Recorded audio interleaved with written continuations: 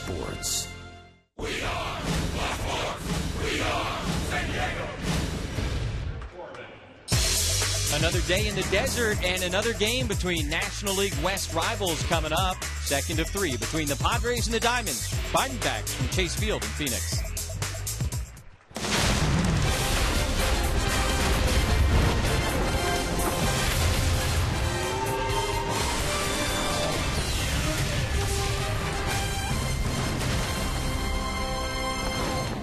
Last night against the Diamondbacks, the bats came alive for the Padres, and Will Myers was in the middle of all of it. A couple of 5-run innings, he had a leadoff homer, and a big bases-clearing double as the Padre bats got going against the Arizona pitching staff. The Friar fans in attendance had something to cheer about.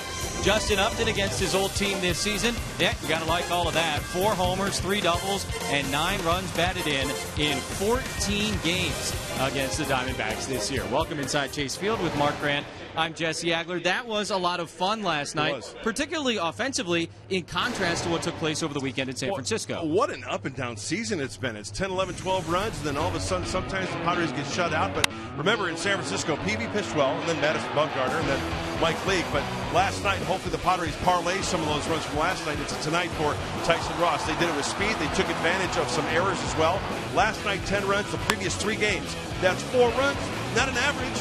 That's 4 runs the previous 3 in San Francisco. Hopefully turn it around. Hitter's paradise here. Everybody getting into the act last night. Jeremy Hellickson just was not himself coming off the DL, and they took advantage of that. Yeah, more runs in the first inning last night than in the 3 games in San Francisco combined, as you said. Tyson Ross on the hill tonight for San Diego, and against these Diamondbacks, he's been outstanding this season. I'm a firm believer of a pitcher pitching at a venue and having that in the back of his mind and going out and just duplicating. This season, totally against the Diamondbacks, 2-0. 2.14 ERA. Opponents only hitting 162. It's like a man pitching against a Little League team. And that last start, the only complete game of the season, John Hirschbeck, who's been in the league for 30 years, he was a home plate umpire that last time here in Arizona. He said that's the most dominant he has seen a pitcher pitch in all of his years behind home plate. That's something to be said for Tyson Ross and his performance. That is a very serious compliment from a guy who's seen a lot of baseball over the years. All right, so that was the last time Tyson pitched in Arizona. We'll see what he's got in store tonight. Last night, a couple of big debuts in the majors. Jay Jackson came on to get a couple of outs in the 9th. We hear from him next.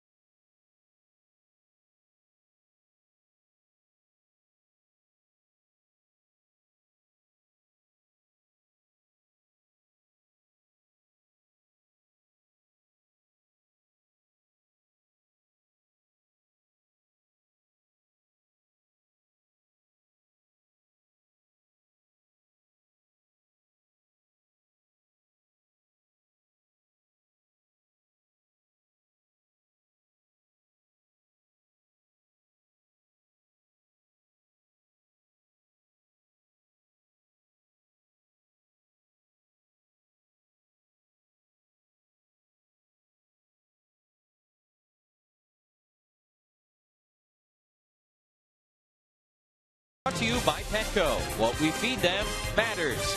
And by Sony's Action Cam. Prove yourself.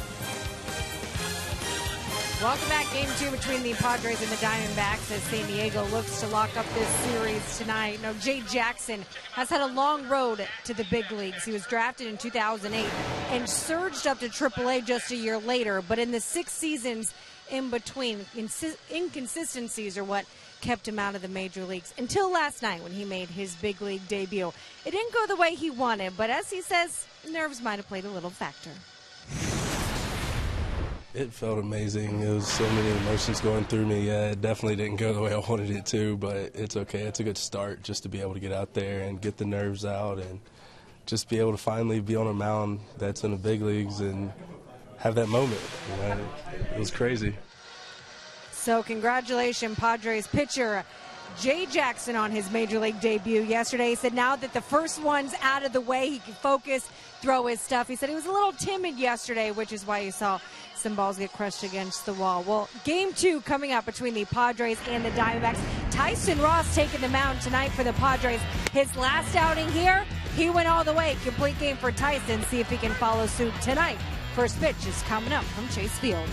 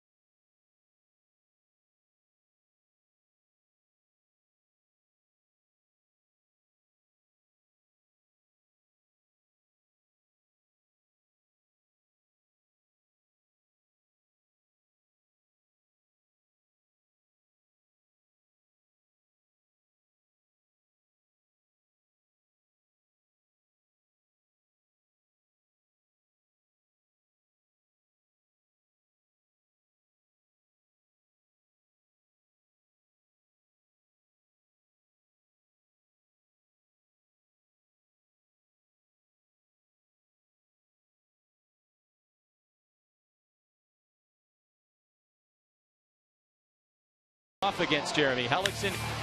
It's a leadoff home run.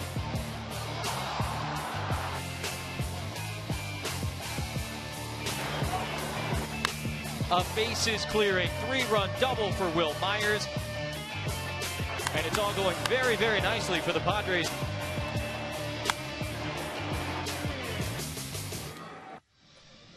Ten runs, 11 hits, a couple of big league debuts, and a good night in the big leagues for the Padres last night. This evening, game 2 of this series, Yolis Chacin, the former Rocky, heading out to the mound for the Arizona Diamondbacks. He will face this Padre lineup as you take a look at the open roof. First time since June 6th that the roof is open here at Chase Field.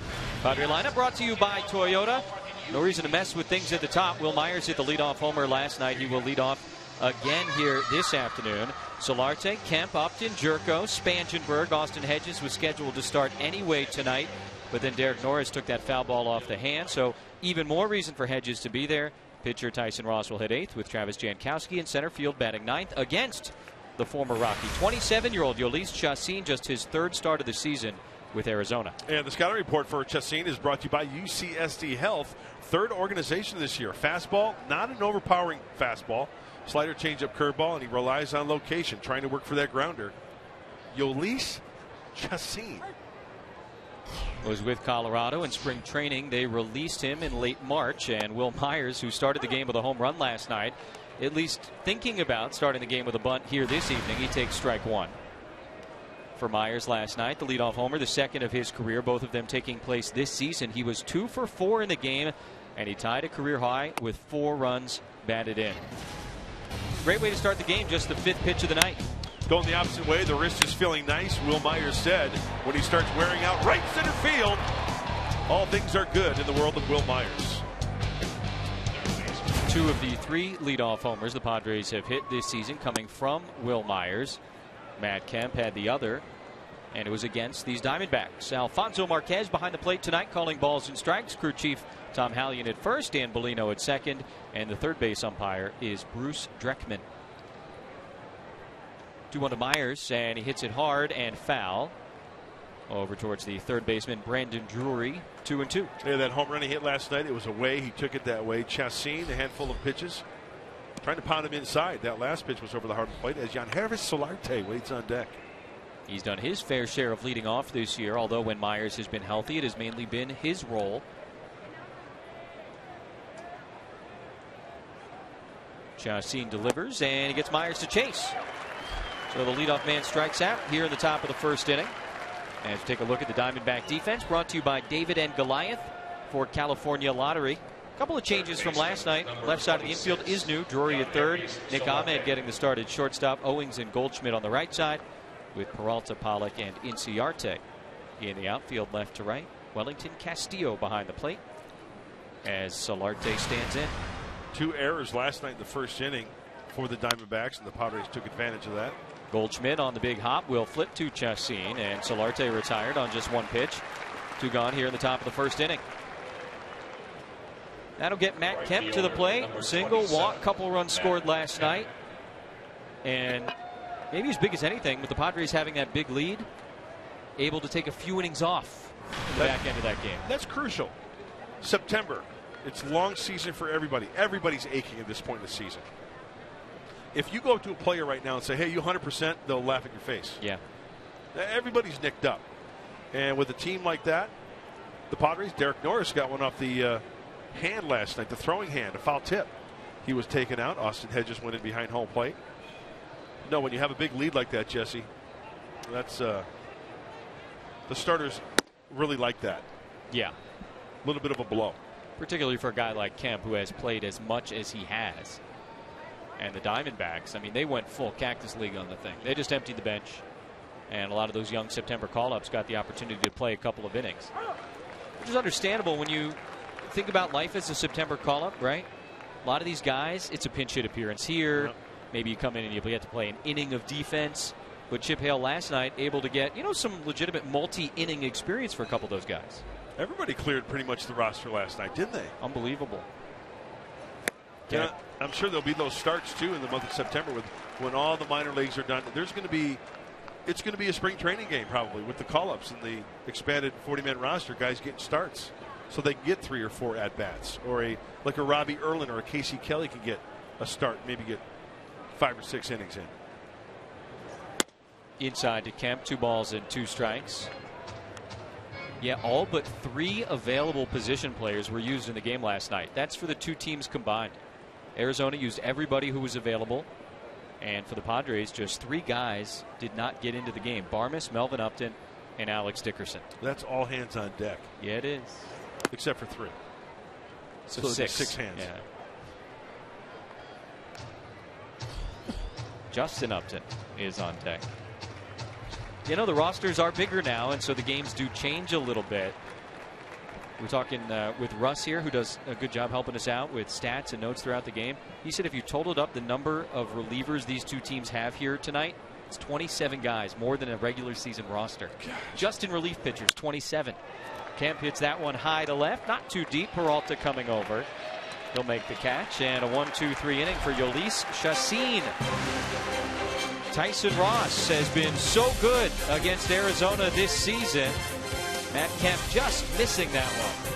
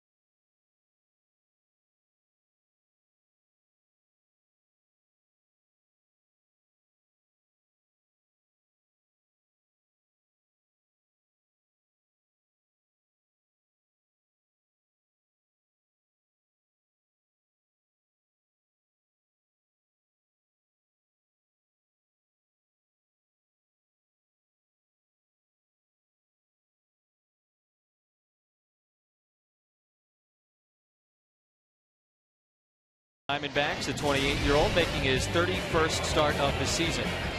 And when you take a look at Tyson Ross this year, the catching, the battery mate with Austin Hedges, 6-3, the ERA at 2.6. With the others, the record below 500 and the ERA 3.8. Hey, look at that way any way you want to it. There's a comfort factor. Austin Hedges has caught the majority of the outings for Tyson Ross. Arizona lineup is brought to you by Hyundai. Pollock, Enciarte, Goldschmidt, Peralta, Castillo, Drury, Owings, Ahmed, and pitcher Chacin. Padres went down in order in the top of the first inning, and now Tyson Ross off to work. Delivers a fastball low to Pollock. 1 ball and no strikes. Arizona leadoff man last night, 1 for 3, scored the first run of the game after he led off the bottom of the first with a double. First run of the game for the Diamondbacks. Padres, of course, scored 5 times in the first last night.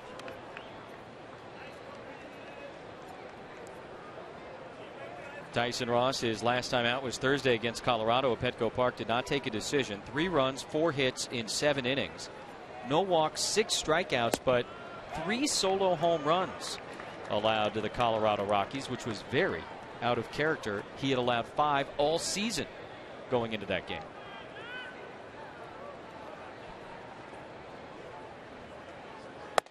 Up and into Pollock, and a 4-pitch walk to the leadoff man here in the bottom of the first inning. And again, no walks in 7 innings in his last start, but he walks the leadoff man here tonight on 4 pitches. And the scouting report for the Cal Bears brought to you by Montalvo. He's got the power 2-seamer and the slider. We know that, consistently dominant. You look at the track record of 2015 for Tyson Ross, only 3 times he has given up 4 earned runs. 3 times. All the others, 4 or fewer. That's consistently dominant. Jesse Agler. Yes, it is. Mark Grant.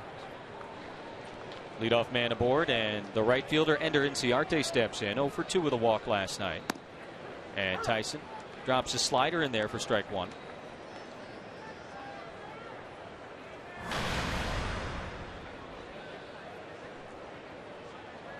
Inciarte, something of a Padre killer in his 2 seasons here in the big leagues.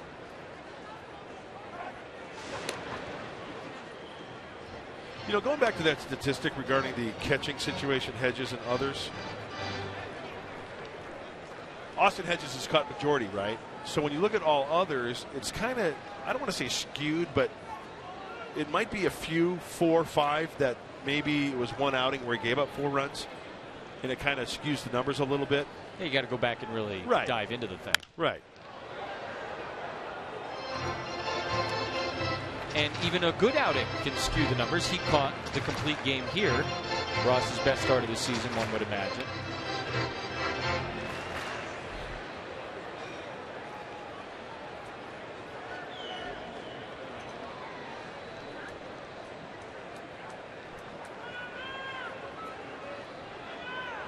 There he goes, and Hedges throw down to second base. Off the bat. Got him. Had a couple of reviews in the last couple of days on stolen bases at second. Last night, Jankowski came off the bag and was called out. Here's A.J. Pollock trying to swipe his 35th of the season. That's why it's so important. Jed Jerko, he keeps it on him. And I think the transfer from the knee to the hand, right? Oh, that's close. That's very close. I thought Pollock did a nice job of keeping knee on the bag and then applying the hand on the back end.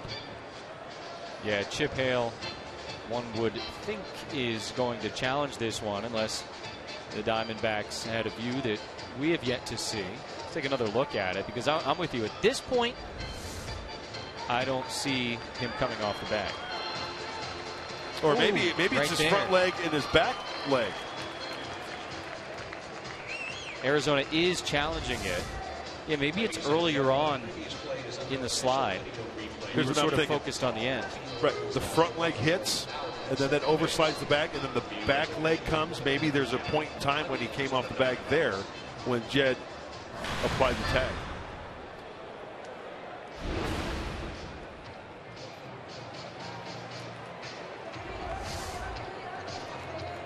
Okay, front foot hits. Does he come up and off? Yes, he does. Right there. You know what? And Jed has. That's right. Now the question is he reaching back with the hand at that point? Because you can't really see that on that angle. And is he keeping the hand on when the foot pops up? Yeah, the hand's not there yet. Yeah. Ah, I see what you're saying. Yeah. And on that one, we're kind of screened by Jed, right? Boy, everybody down in the truck working hard to get every angle. Off the back there, but where is the glove from Jerko? See, clearly off the back there. Now it's just a matter of finding out if Jed touched him.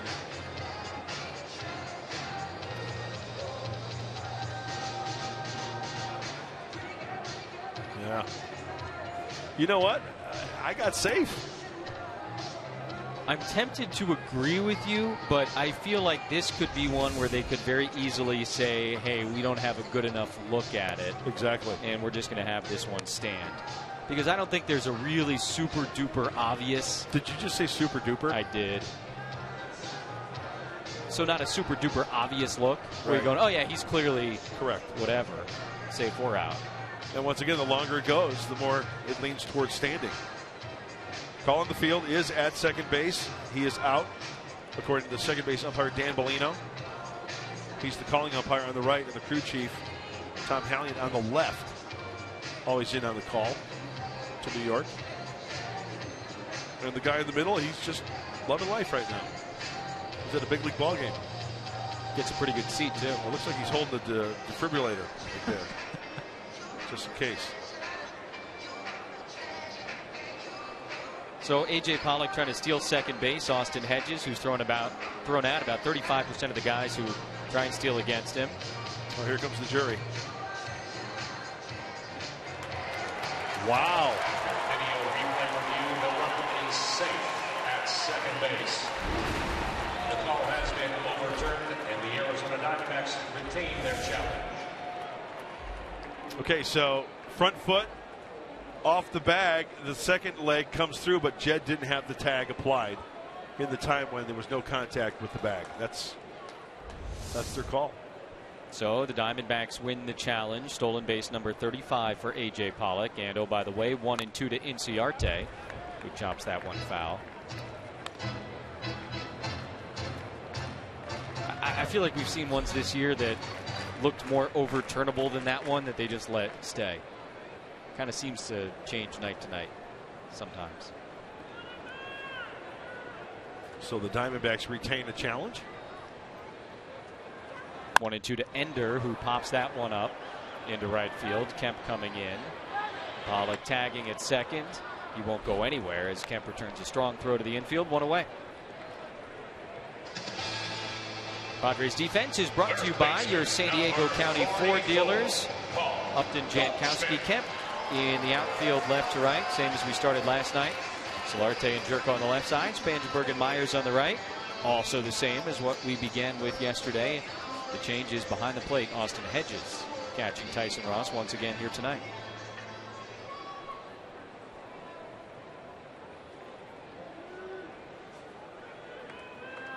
So a man out in scoring position for 100 RBI guy, Paul Goldschmidt.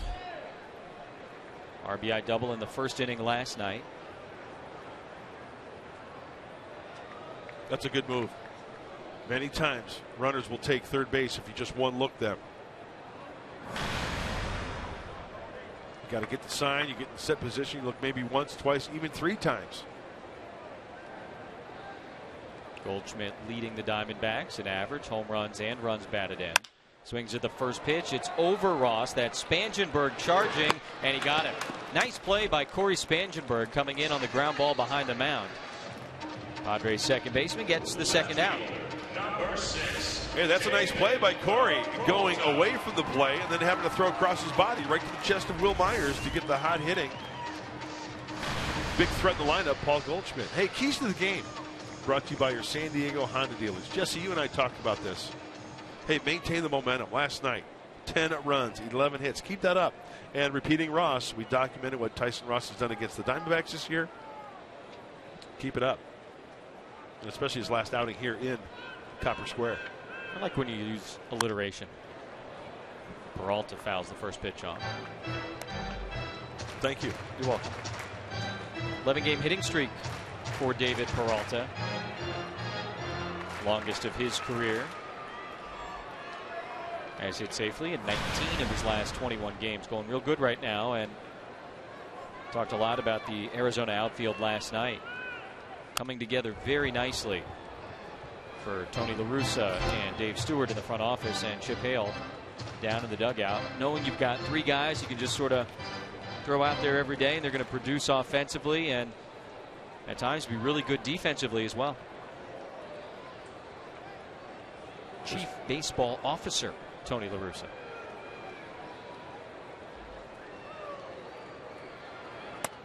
Got it.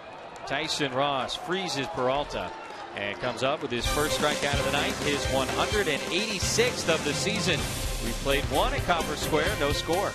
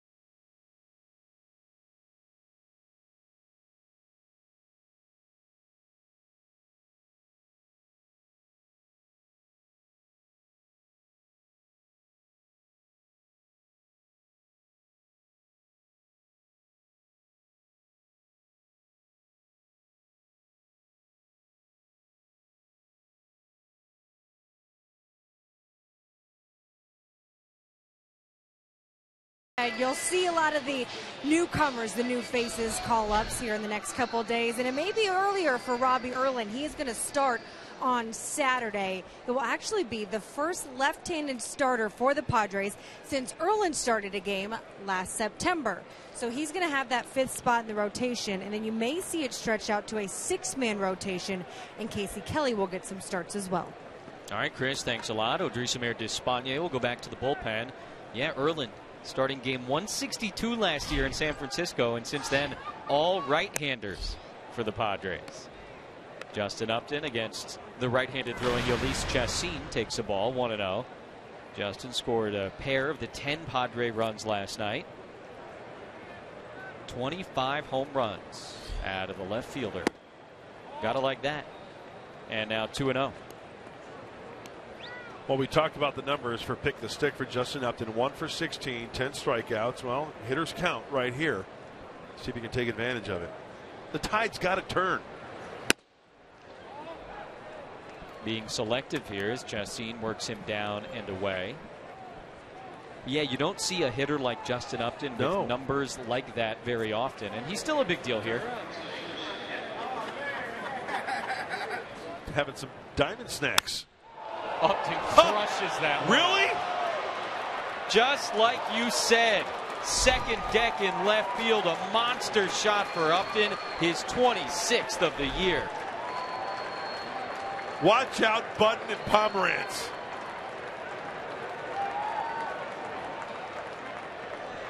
Let's groove tonight. Share the spice of life. Baby, slice it right. We're going to groove tonight. Upton walking on sunshine again against Chacin in his career. 1 for 16 with 10 strikeouts, and now this bomb to left. 1 for 16. I laugh in your face. That ball's 458 feet. Jed Jerko swings at the first pitch of his at bat and fouls it just beyond the Padre dugout. Everybody laughed at me. They just kind of swept it away. Oh, really? Justin Upton? Well, most career home runs right here at Copper Square, Chase Field. 71. Moves into third place. Mic drop. Shot. I just dropped the mic and walked off stage. 110 miles per hour off the bat. We're not going to be able to hear you if you put down your mic. Maybe that's a good thing. Depends who you ask. Nah. We'd all be lost without you. Jerko lays off that pitch. 1 ball and 2 strikes. As I was saying, you don't see a hitter like Justin Upton very often having numbers like that against a pitcher. That's why I chose him. I get it. I chose wisely. You did. 2 balls and 2 strikes to Jerko. At least you're humble when you have success. Well, yeah. This guy right here hit a home run. Why got to draw on his brother, though? That's Melvin. Yes, it is.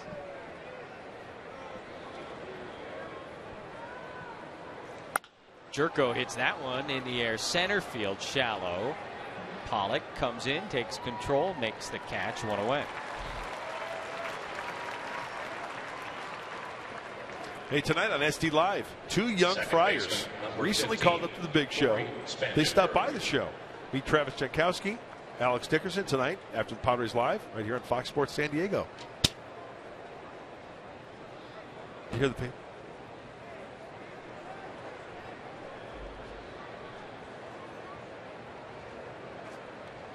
Corey Spangenberg, career high 3 RBIs in last night's game.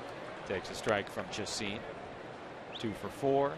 Infield single in the first that drove in a run, and then a 2-run double in the 5th.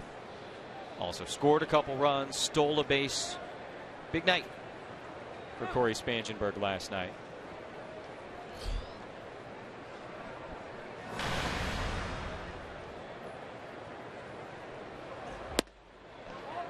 Takes outside from Chacin. Kind of alluded to it, an interesting year for the Diamondback starter. 3rd organization. How about this? Signed with the Rockies, Major League free agent, March 2nd. He was released 20 days later. after having pitched 6 years in Colorado. He was supposed to be part of their rotation. There was really not any question about him making the team, and then they just cut ties. Signed with the Indians, pitched in the minors with them, released by Cleveland, and signed by Arizona. Started a bunch of games for them at AAA Reno, and now making his 3rd big league start of the year for Arizona.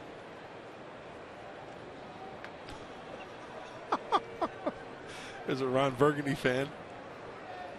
It's one way to support the San Diego Nine. The skeleton ran out of shampoo in the shower. In the dirt, 3-2 to Corey Spangenberg. You know who that kid looked like? The kid who's wearing that t-shirt? He looks like Napoleon Dynamite without hair and without the glasses. You gonna eat your tots? This guy right here. Looks like Napoleon Dynamite without the hair and the glasses. Spangenberg rips that one to right field, and it's another hit for the Padres second baseman. 1 out single to right. So the Padres, who jump aboard the scoring train again here in the second. Yet another base runner against Chacin. You know, Chacin's got to be careful with the breaky ball if he's going to throw it to lefties. You see how Corey's body's kind of drifting a little bit, but his hands stayed back. Leg was out front, planted. The breaky ball from a righty into the lefty as we take a look at general manager Dave Stewart. He stayed on that breaky ball nicely, pulling it to right field. Of course, member of that coaching staff for the Padres going to the World Series in '98. Dave Stewart was at the helm of that pitching staff. Austin Hedges came on at the bottom of the 5th inning last night when Derek Norris was injured. Gets the start here tonight. 15th start with Tyson Ross on the mound.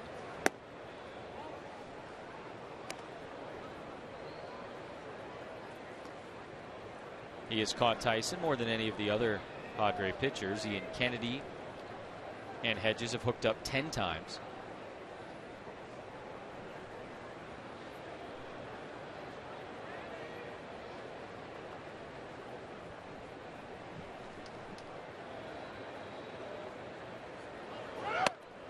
Runner goes, throw down to second, and Spangenberg is out. Wellington Castillo, coming into this series, had all kinds of troubles trying to throw out would-be base stealers. He got one last night, and he gets another here in the second. Yeah, only throwing out 21% when the league average, if you're around 32%, that's pretty good. And just gets the glove down in time. The spikes go right into the glove of Owings for the caught stealing. Spangenberg now 9 of 12 trying to swipe bases. Hedges swings and misses, 1-2. Tonight, the 50th game of Austin Hedges' big league career. With all the talk about these September call-ups and guys making their debuts, Austin got that out of the way earlier this season in San Francisco. He's going to play some winter ball this offseason, Austin Hedges. He's going to go down to the Dominican Republic, play for Escogido in the capital, Santo Domingo. It's Moises Alou's team.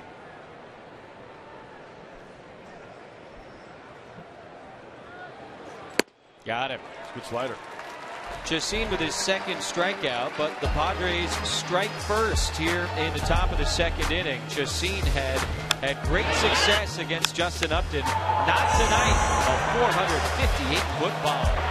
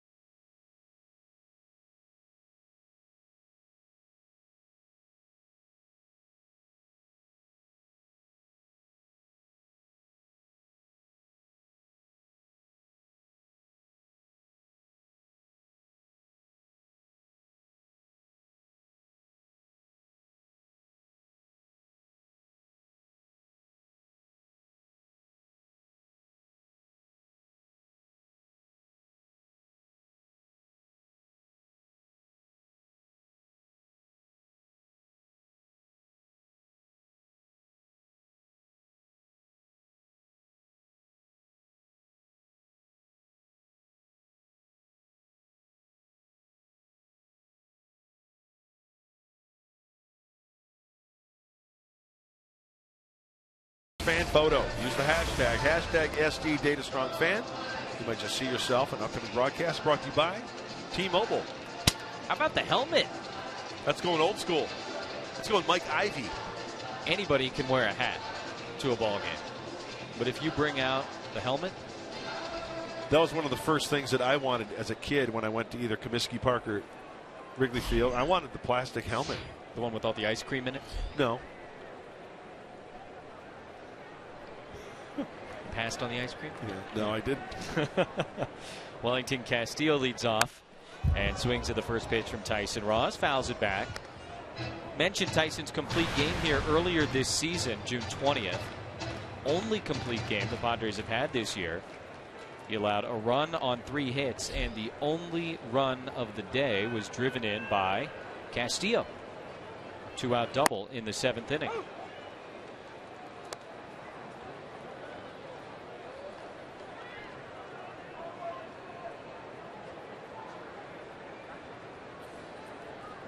Last night's ball game, Castillo went 0 for 2. Threw out Travis Jankowski trying to steal. He got Spangenberg tonight, and he takes the fastball inside.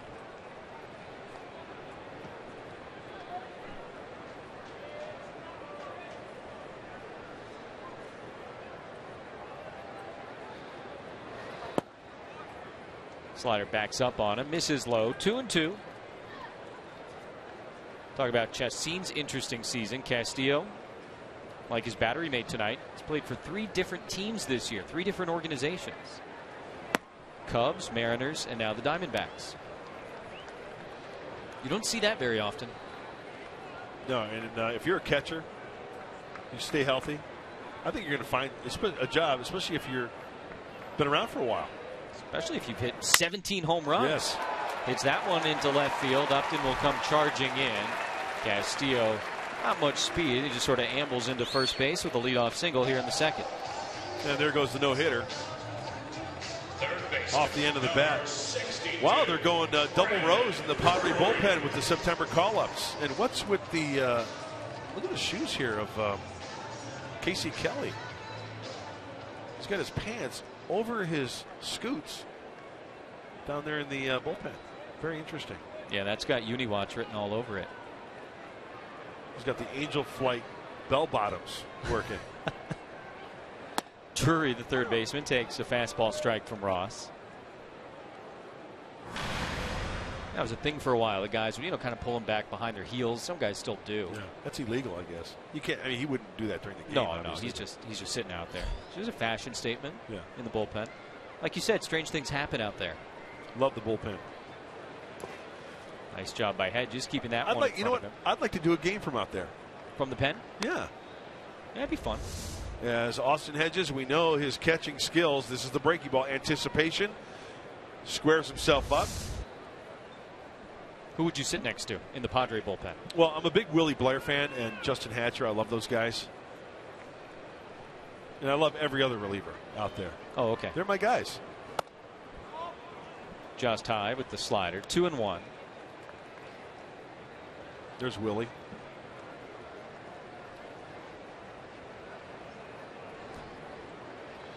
Bullpen coach.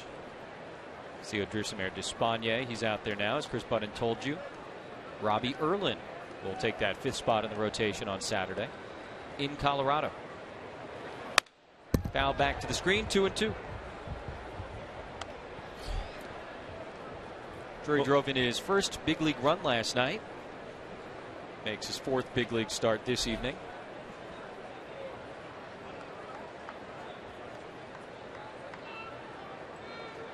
Gets to check the box. RBI.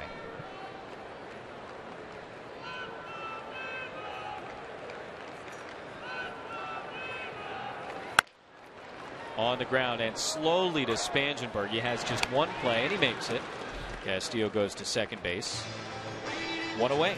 Hey, that's getting in the kitchen of Drury right there. Good 2-seam fastball.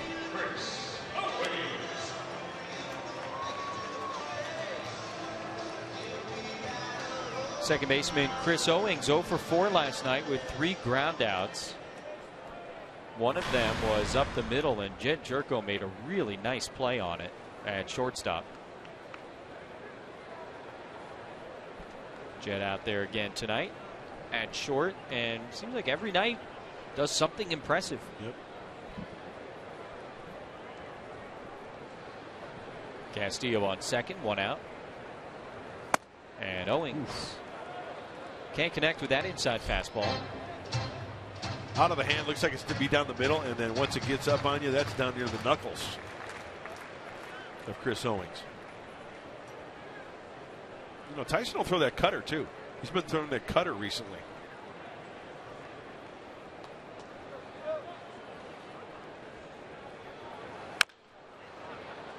Foul outside of third, 0-2. Tyson Ross dealing to Chris Owings.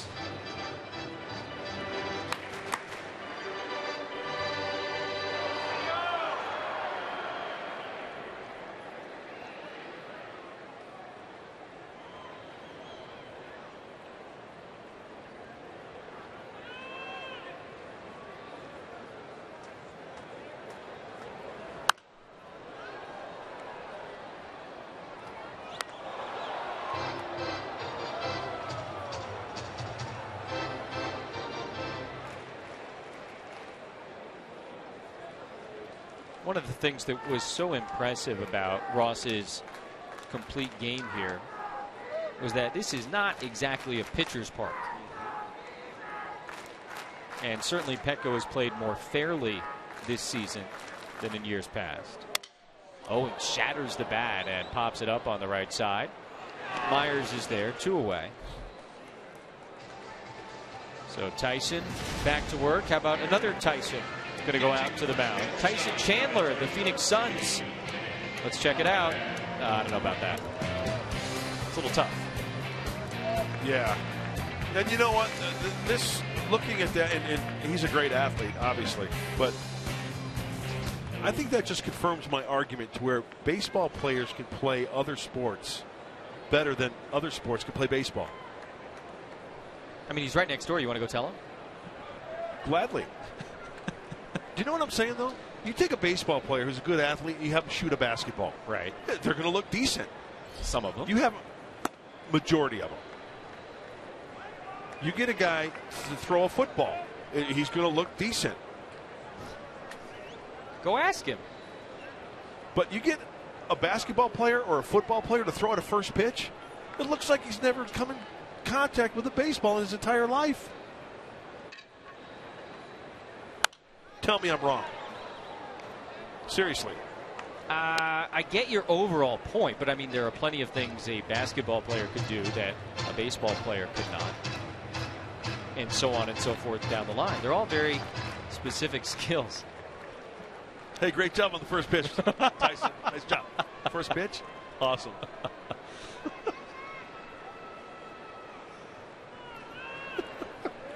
You're such a phony. I hope he comes in here. Just missing to the shortstop, Nick Ahmed. 2 balls and a strike. Wellington Castillo led the inning off with a single to left. Ground out, pop out. And Tyson Ross trying to strand the runner.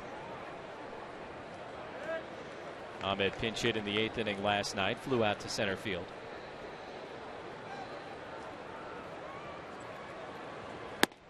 Chases that one. Ugly swing, 2-2. Nasty slider, ugly swing. You got that right. Bad swing. Seen better swings on the playground.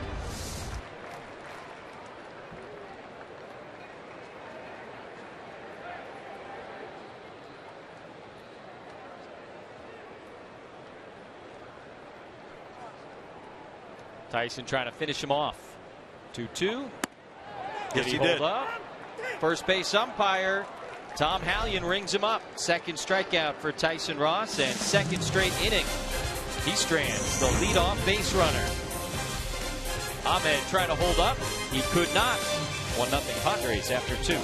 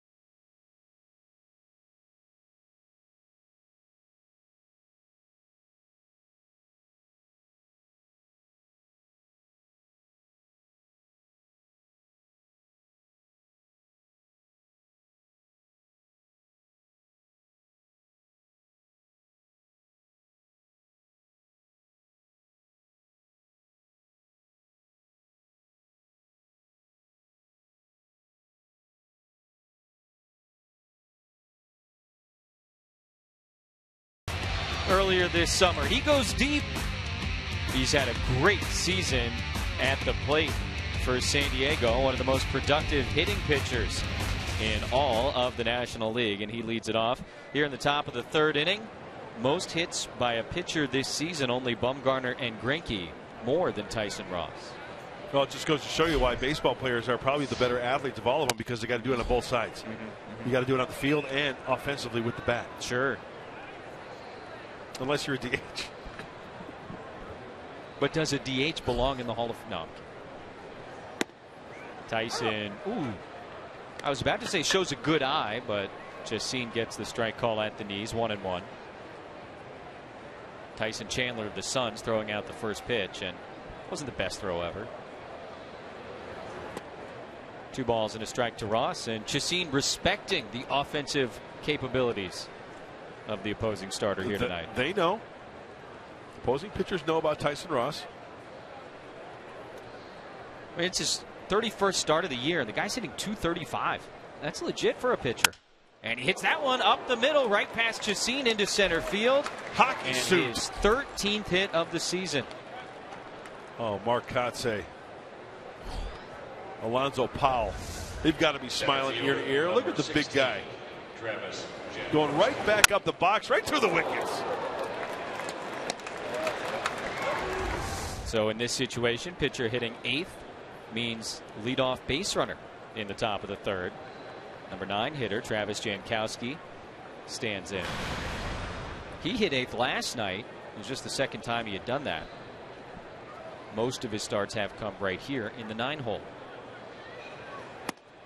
And he takes outside from Chacin, 1-0. He relies on a 2-seam action. Chacin does, trying to work that ground ball. As I mentioned earlier, it's worth mentioning again, only 86 to 91 on that fastball. He'll sink it, he'll cut it.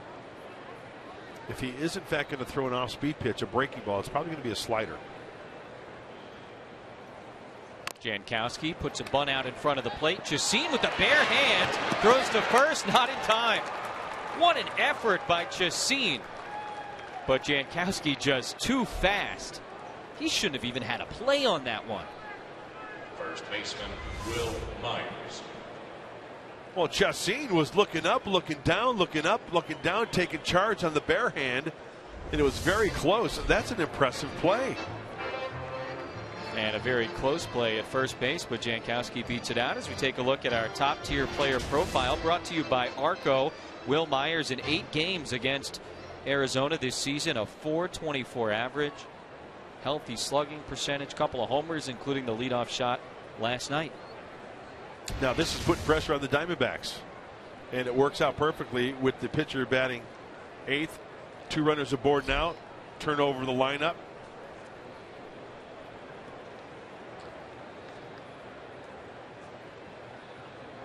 I don't know how many times I've ever seen a pitcher field a bunt barehanded on a hop like that. But again, Jankowski just too fast, and Myers takes a strike. And once again, Chacin starting him off in, trying to jam Will Myers.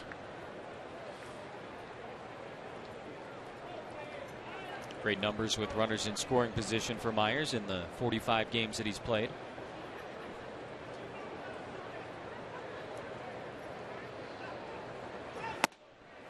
Again comes inside too far, 1-1. You see a pattern after the home run hit last night from Chacin? Not letting him extend the arms. Nice call, Jesse.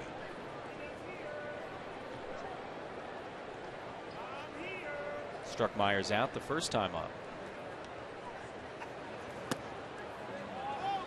And he struck him out on that pitch there. The slider down and away. Able to hold up, 2 balls and a strike.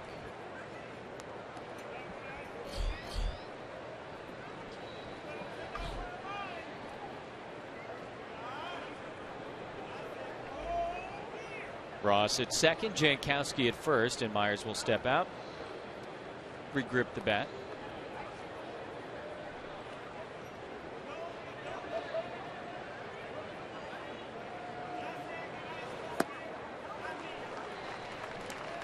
Slider down and away. Not going to lie to you, this is a darn good slider. Perfectly placed as well. The front side of Will Myers opening up. The hands kind of dragging. And once you start that pitch, expose that front side opening up, it's all lost during that at bat or during that certain pitch. Now full count, 3-2. Padres used a pair of big innings last night to run out to a 10-3 victory over Arizona. They've got a 1-0 lead here this evening. And the first 2 men aboard in the top of the third.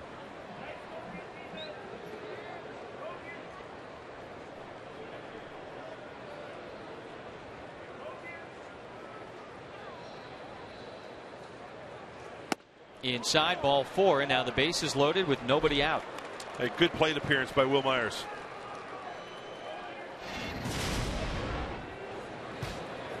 Trying to jam it with the 2-seam fastball. He's got a good 2-seamer. Moving his feet there. Now 2-0. Slider. Slider again. Now just when he thought he was going to probably go away, Will Myers gets the 2-seamer in to load him up. Nice situation to be in. And Solarte this year 4 for 7 with the bases loaded. Third time in this series. Sacks full, nobody out, and there's ball 1.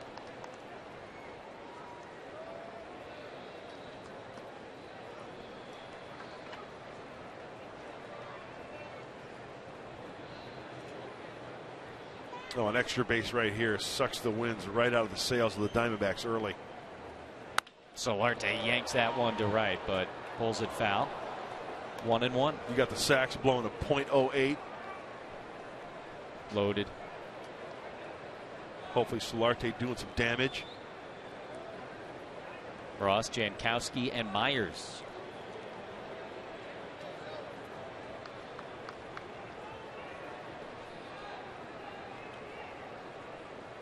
One to Solarte, and off Chacin's mitt, but a nice play at short by Ahmed. Gets 1, and he gets 2.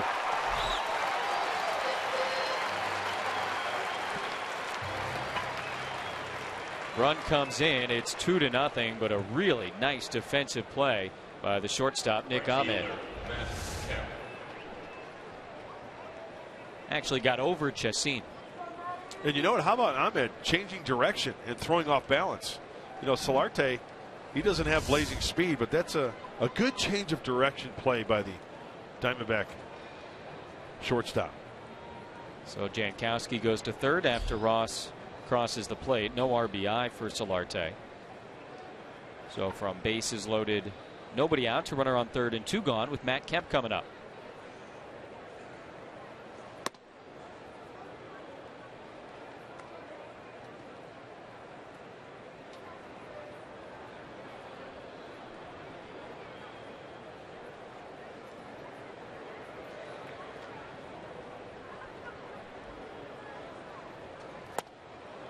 Oh, changeup. I think that's the first cambio we've seen this evening from Chacin. You know, the beauty of the changeup, you can even hang it a little bit and hitters count, and still it's going to be effective because you take, you know, a couple of feet off the 81 mile an hour as opposed to the 91 mile an hour fastball. Chacin's 50th pitch of the night is in the dirt. Ball 2.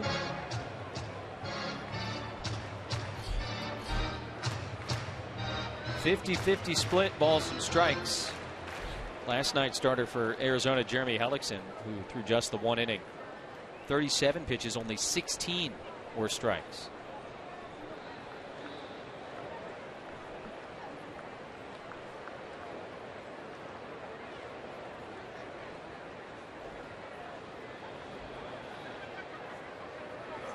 Can't pitch that one well to left. Peralta going over towards the line.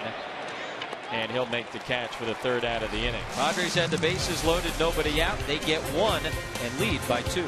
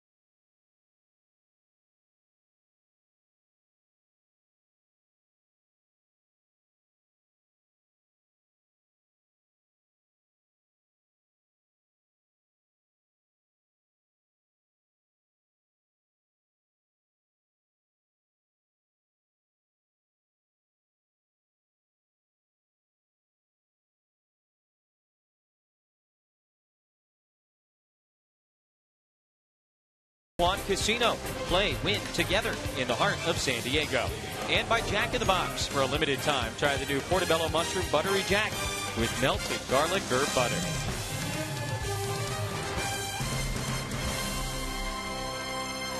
Bottom half, inning number 3 here at Chase Field in Phoenix, Arizona. Padre fans making a lot of noise last night. They've had a little something to cheer about here early on this evening. A 2-0 lead for San Diego, as Chacin, Pollock, and Inciarte will come up to the plate against Tyson Ross in the inning. And Tyson starts off the opposing pitcher with a fastball down the middle for a called strike, 0-1. See the career numbers for Chacin, most of that coming with Colorado. He's 1 for 3 this season. Takes a wild swing and a miss there, 0-2. Padres got a run in the second, added another in the third. And Tyson Ross delivers a slider that Chacin just gets a piece of. Leadoff man has reached for the Diamondbacks in the first and in the second, but Ross stranded them both times. Got him. Strikeout number 3 for Tyson Ross. As Mark, we take a look at the Cholula flamethrower. Oh, this early for Tyson Ross? Wait for it. Ooh, wow, that was kind of like a teaser right there. I saw a 99 and then a 94. You know what that is? Hot sauce. Tyson Chandler's not throwing 94. He's not even reaching the plate. Ball 1 to A.J. Pollock. Leadoff man walked. For Tyson Ross, that's hot sauce. For Tyson Chandler, that's ketchup. You know, he's standing right behind you. Yeah, I saw him.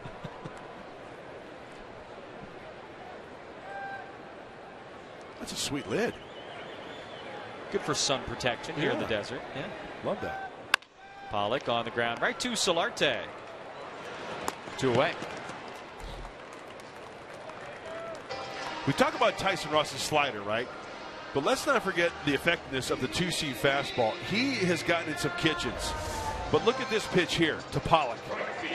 That's a 2-seamer, and not only darting in, but down.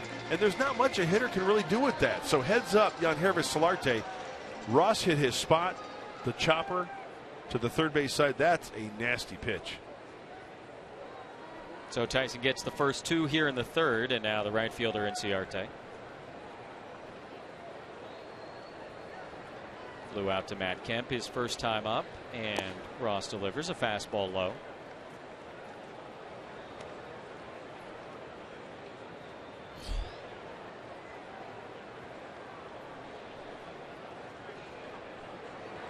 Inciarte takes a strike. Let's go back to the top of this inning. Yangervis Solarte on that double play.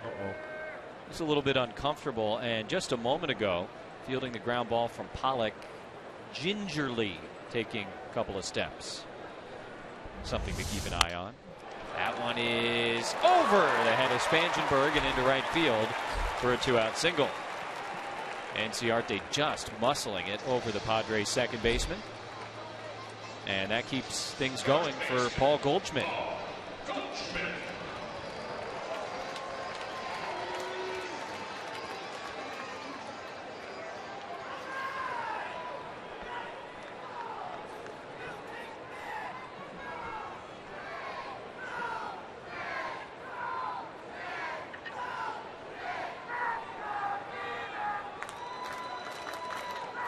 Goldschmidt has cooled off in the month of September.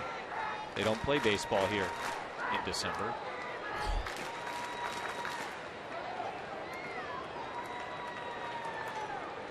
But obviously the overall numbers still outstanding, and his numbers against the Padres very good this year.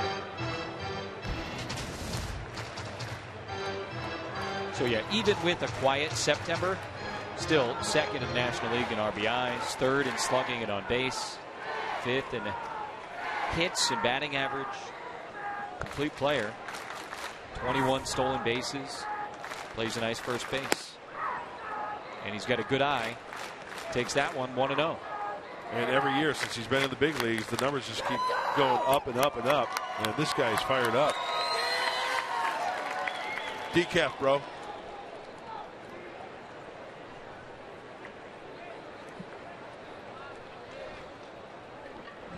Tuesday night against the Padres. And that one squirts away from Hedges. Inciarte goes to second, takes the turn. This last pitch is a sweeping slider. Tough to get in front of it. You know, Austin is trying to do everything to try to square it up right. It doesn't hit the dirt. Looks like he was anticipating. That's when he could have maybe backhanded. But, hey, try catching that 80-plus mile an hour slider and making that decision on a moment's notice. His intentions were right. See how carefully they work to Goldschmidt here with a 2-0 count and first base now open. Yeah, I wouldn't give him much. Doesn't get that call. It's not a bad pitch there. Not at all. Even though Tyson missed the location, it looked like it was right down the middle. And the Fox Tracks, brought to you by Honda, indicates it was most certainly a strike.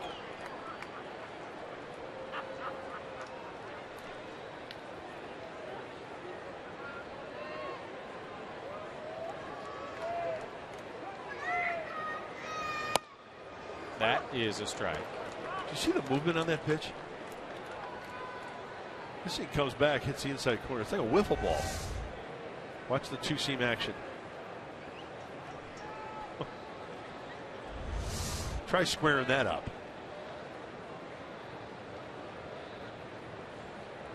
Diamondbacks have had a man in scoring position each of the first 3 innings of this game. And Goldschmidt does walk.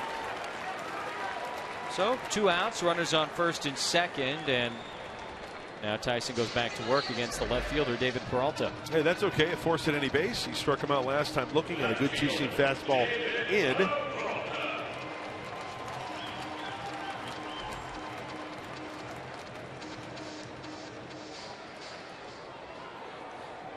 Peralta punched out to end the first. First of the 3 Tyson Ross strikeouts so far.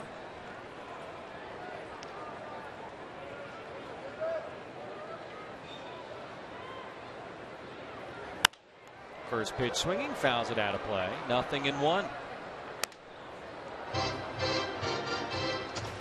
Got some rest last night. Coming out of the game when things got a little bit out of hand. Extended the hitting streak to 11.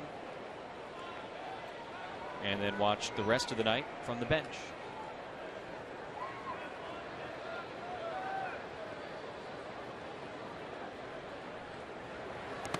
That one gets away from Hedges, and both runners will advance. Inciarte to third, Goldschmidt to second. And now 2 men in scoring position with 2 outs here in the bottom of the third. Sometimes the body can get out in front a little bit too quickly, and Tyson Ross sometimes has an indication of bouncing the slider, bouncing the fastball, and nothing you can do there for Austin Hedges. He was in the right position.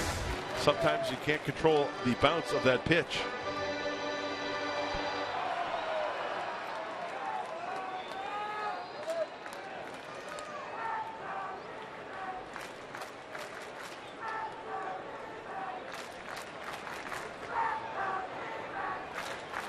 Last year as a rookie, Peralta played more right field than left field. He sort of found a regular spot out in left here in 2015.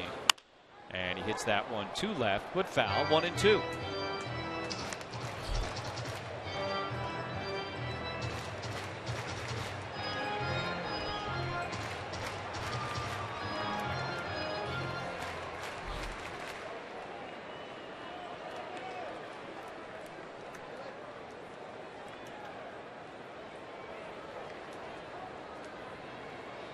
Slider down and in here. What do you bet? We have 2 strikes. It's a good bet. It is. And it's shot foul over the Padre dugout.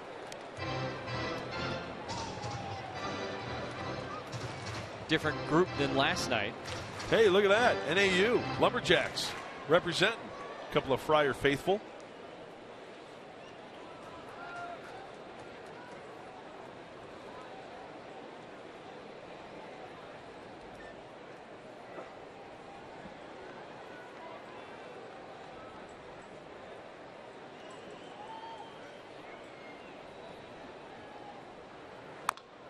Just gets a piece. He's quick to that slider in. Not much you can do with that pitch. So if you're Tyson Ross or you're Austin Hedges, what's the answer there? I say you keep going to it. Advantage Ross. If he can maintain that location on that, you can't keep that ball fair.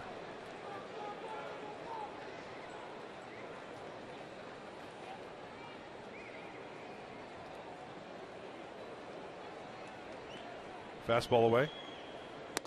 Got it. Cutter. Nasty pitch from Tyson Ross. His 4th strikeout of the night, and the Diamondbacks have left 4 men on base through the first 3 innings. Tyson cut the ball.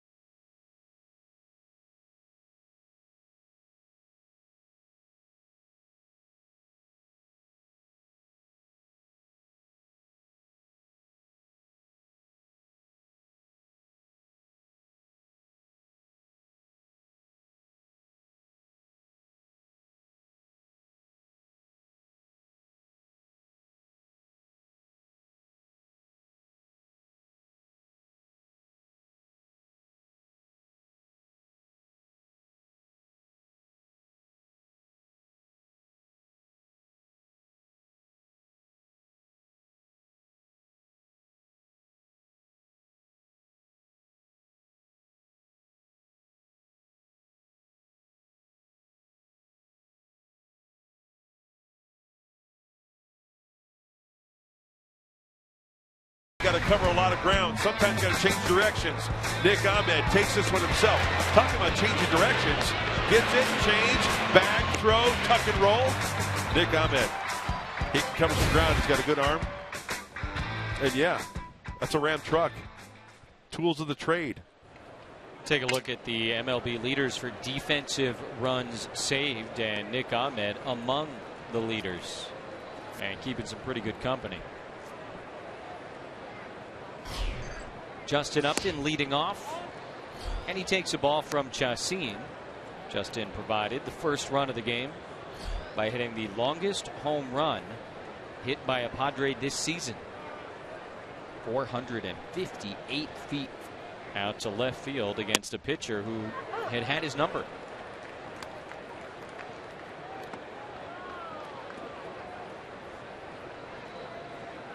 Trying to dice and slice both sides of the plate. Chacin. Sliders down and away, 2-seamers down and in. Trying to stay out of the heart.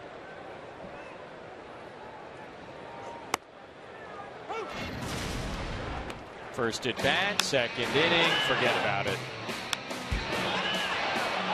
Yeah, that was right in the nitro zone, middle in.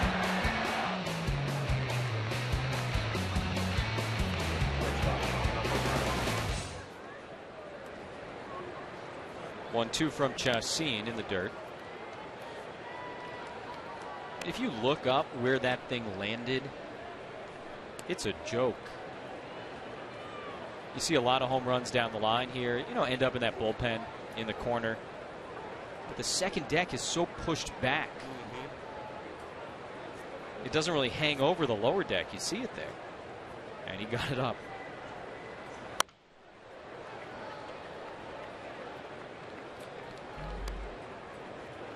Justin, one of just 2 major leaguers to lead their teams in both home runs and stolen bases.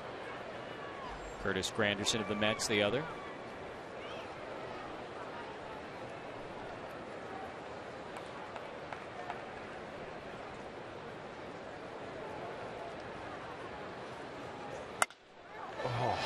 just missed that one and popped it up on the infield. Ahmed, much more straightforward this time, makes the catch, one away.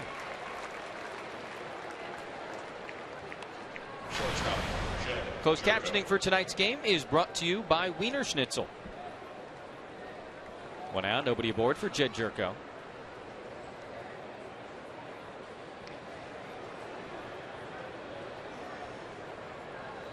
He's had some decent success against Chassin in a small sample size. 4 for 10 against him coming into the night tonight. Bob to center his first time up. 2 of the 4 hits for extra bases.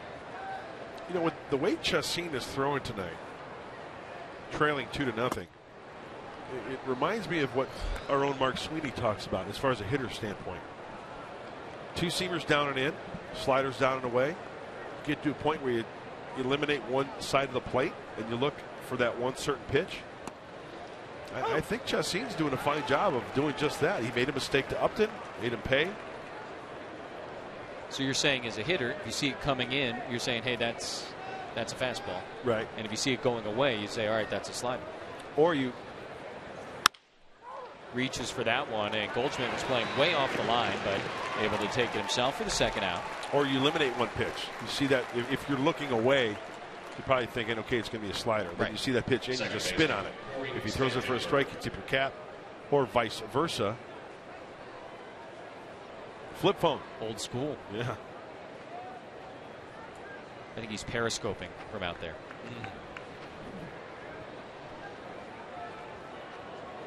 Got the pins, the hat, flip phone.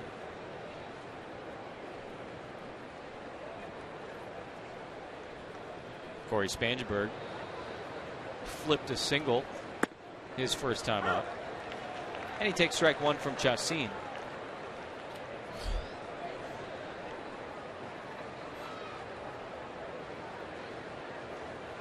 You're good now. He moved downstairs. You missed it earlier. It's Tyson Chandler of the Suns. He threw out a pretty ugly first pitch. That's fair to say. Pretty ugly? Yeah, exactly. So you're just killing him on the air. I wasn't killing him. And then I pointed out that he's I was next speaking door. in general terms. Oh. And you gave him the big thumbs up. You knocked on the glass next door and you told him how good it was.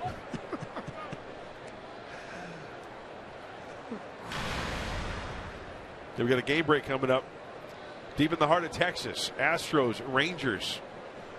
Battle of the Lone Star State. Huge series. And another dramatic one unfolding there as Spangenberg lines one into center field. Pollock comes over, makes the catch.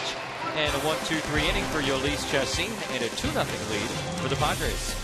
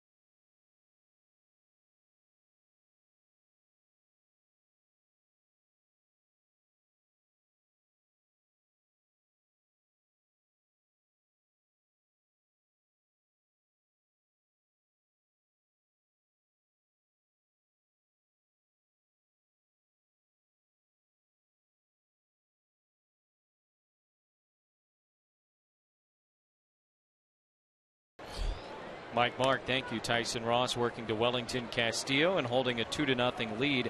And a big part of the excitement that the Rangers and the Astros are generating right now, of course, is geography. Solarte backhand, foul territory, makes the throw. Nicely done at the hot corner by Yangervis Solarte. That is a big league play down there at third base by Solarte. It's a ground ball. Chances are it's a two-seam fastball. There's the grip from Tyson Ross. Stay on top of it. Look at the movement. Straightens up Peralta. Strike three. And when it's put in play, tough to square that one up, especially when it's in the kitchen. Easy ground ball right side. Two-seamer down. Hit down on that ball. That's tough to elevate. Kidding me? 91-92 with movement. Good luck. Buena suerte. Off speed to Drury, and you see the way that Tyson has accumulated his first 10 outs. Got the third highest ground ball rate in baseball right now. Not a lot of home runs, quite a few strikeouts. It's been a winning formula for Tyson this season. You know what else is part of that formula? The tempo of Tyson Ross. He picks up the pace. He gets that rock, gets up on top of that hill. Not necessarily quickening up the mechanics, although the leg kick is a little bit more swifter. Right there. Look at that two-seam movement. Padres have done a good job limiting Arizona offensively this year. And, of course, all of those teams outside of the National League West. So when you're seeing them this many times, to hold them to a 225 average, that's a nice accomplishment. Win tonight would give the Padres their first series victory at Chase Field since July of 2013. Ball and 2 strikes to Drury. 60th pitch of the night for Tyson Ross is strike 3 called. 5th of the night for Tyson. Wow. And now 10 away from 200 on the season. Did you see that two-seam movement to Drury? Must be a change with Drury, old Manhattan, going back to that dugout. So a couple of quick outs for Ross, who's trying to work a 1-2-3 inning for the first time tonight. 7th man in the batting order, Chris Owings, gets in against Tyson. And he takes Ross's delivery. Fastball strike at the knee is 0-1. Talk about the geography, though, with the Rangers and the Astros. Right. Jesse Spector of the Sporting News wrote something today about suggesting the concept, the idea of radical geographic realignment in baseball now. Throw out American League, National League, right? Blow it up. And then take it where, Jesse? He said, look at the Astros and the Rangers. Imagine if the Mets and the Yankees were in the same division. A's and the Giants and the Angels and the Padres. And just go straight geography. Right. And you add that local flavor, that local flair. I kind of like that. Help on travel, too. Oh, absolutely. No question about that. That's huge. Tonight's game presented in HD by Sony 4K. And you know what? I'm all for change if it's logical and it works out. How about you? Yeah. And he makes the point of, hey, if the only reason you don't like it is because it's just not how they've ever done it before, you got to come up with a better reason. It would be easier travel. And you talk about, the injuries and the guys wearing down. And it would add, a little bit of a local spice to Major League Baseball that doesn't necessarily exist in most places. Deep in the heart of Texas, it is a big deal right now. And, of course, both teams have to be good. If the Rangers were terrible, there would be nothing all that exciting about this series. But when they are both good, it matters that much more. How about Kansas City, St. Louis? Another great example. Cubs, White Sox. This year, KC and St. Louis. Imagine if they were playing 7 times in the final 2 weeks. Yeah. With the division on the line. Yep. I-70 be getting worn out. Back and fit forth. at the tons of construction. Strike 3 call. Tyson Ross with his first 1-2-3 inning of the night. Back-to-back strikeouts. He gets Drury and Owings here in the 4th. Tyson is rolling with a 2-0 lead in Phoenix.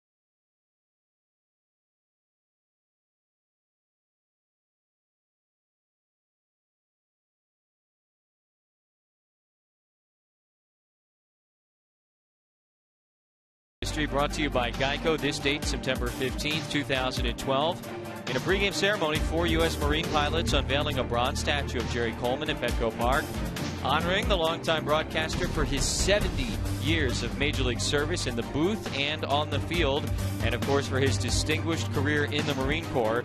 The sculpture sits in front of 3 4-foot by 8-foot panels that capture the 88-year-old's roles in baseball, the military, and as a broadcaster. Yesterday would have been Jerry's 91st birthday. Austin Hedges into right field, and Inciarte comes on to make the catch, 1 away. Ted's a star. Right? That's a star. Scan is number 1. And then this guy? What about Dave Marcus? Oh, no. Not again. Why you got to pick on Dave Marcus? Because look at the death grip on the drink.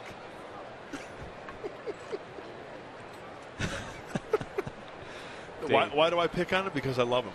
He is the producer engineer on the Padres radio network. Tyson Ross singled and scored his first time up, and he takes ball 1 from Chacin. For Tyson, his 13th hit of the season. That's a strike, 1-1.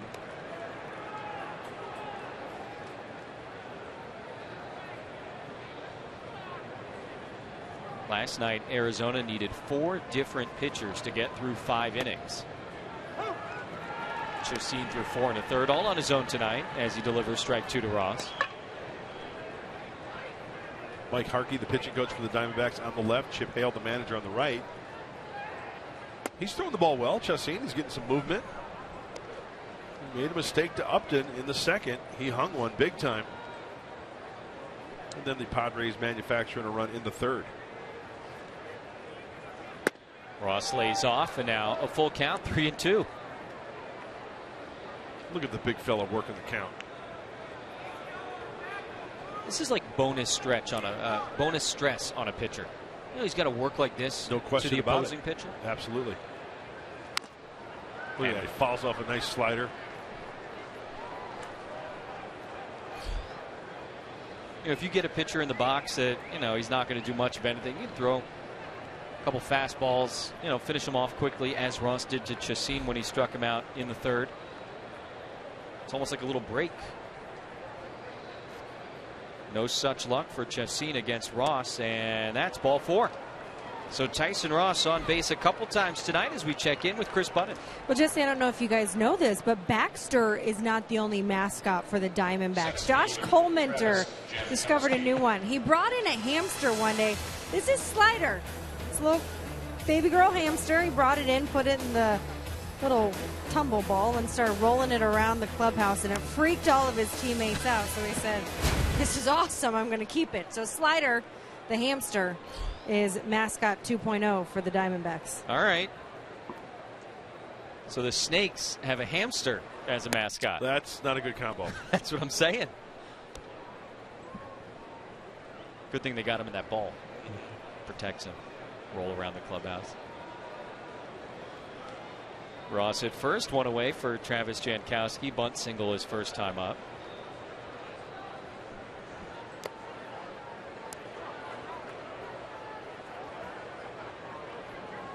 Chacin got a quick first out here in the 5th, and Tyson Ross battled him before earning a free pass. And Castillo out there to have a chat with Chacin immediately when that ball was in the dirt. Hey, tomorrow on Fox Sports San Diego, Behind the Bolt with Nick Hardwick returns with the breakdown of Sunday's win over the Lions. Plus, get a behind-the-scenes look at what's on the horizon for the Chargers this season. Tomorrow, after Padres Live, right here on Fox Sports San Diego.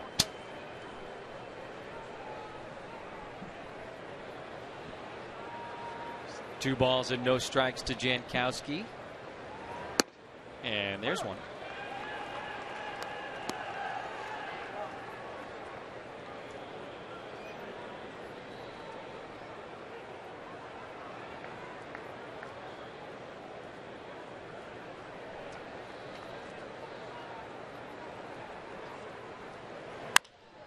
in the air left field. Peralta charging in, still coming in. He'll slam on the brakes and make the catch for the second out.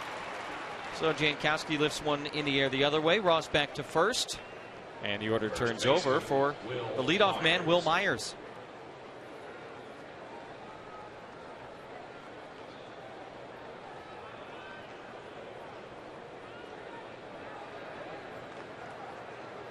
Myers struck out against Chacin to open up the ball game, and then in his second plate appearance drew a walk. That was back in the third inning.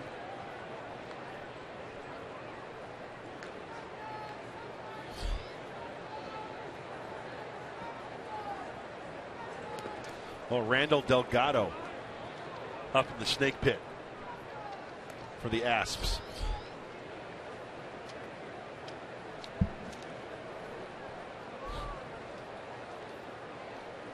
Chacin closing in on 80 pitches.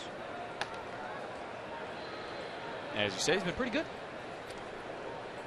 I got a question for you after this pitch.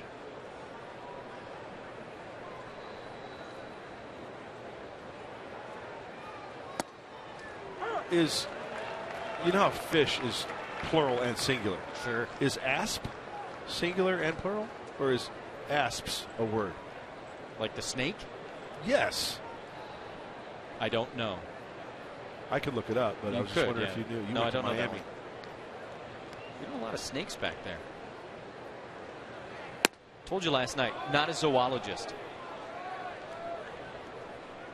I think asp may be plural as well. I'm just like deer. Correct. Yeah. Someone on Twitter will let you know. May have already happened. How about after Will Myers hits a home run here, they can get back to me.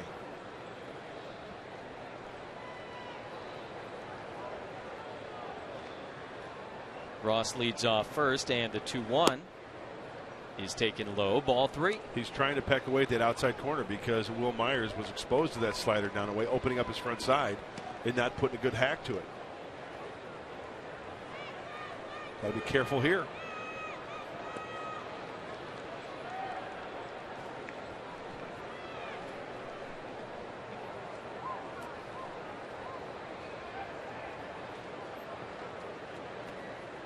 Tyson Ross, the runner at first base so far this season. He's got the single, he's got the double, he's got the triple, he's got the homer.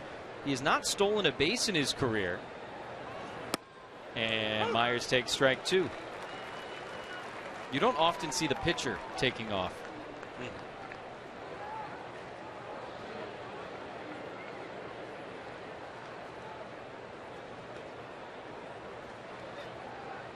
You will go here, of course, with a full count and 2 away.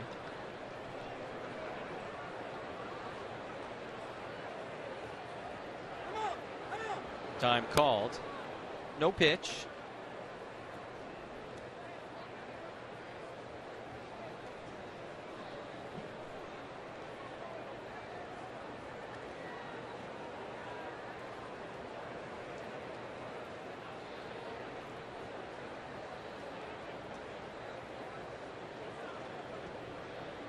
It's like a fastball here.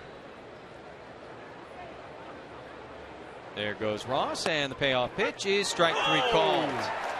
Myers thought he had his second walk of the night.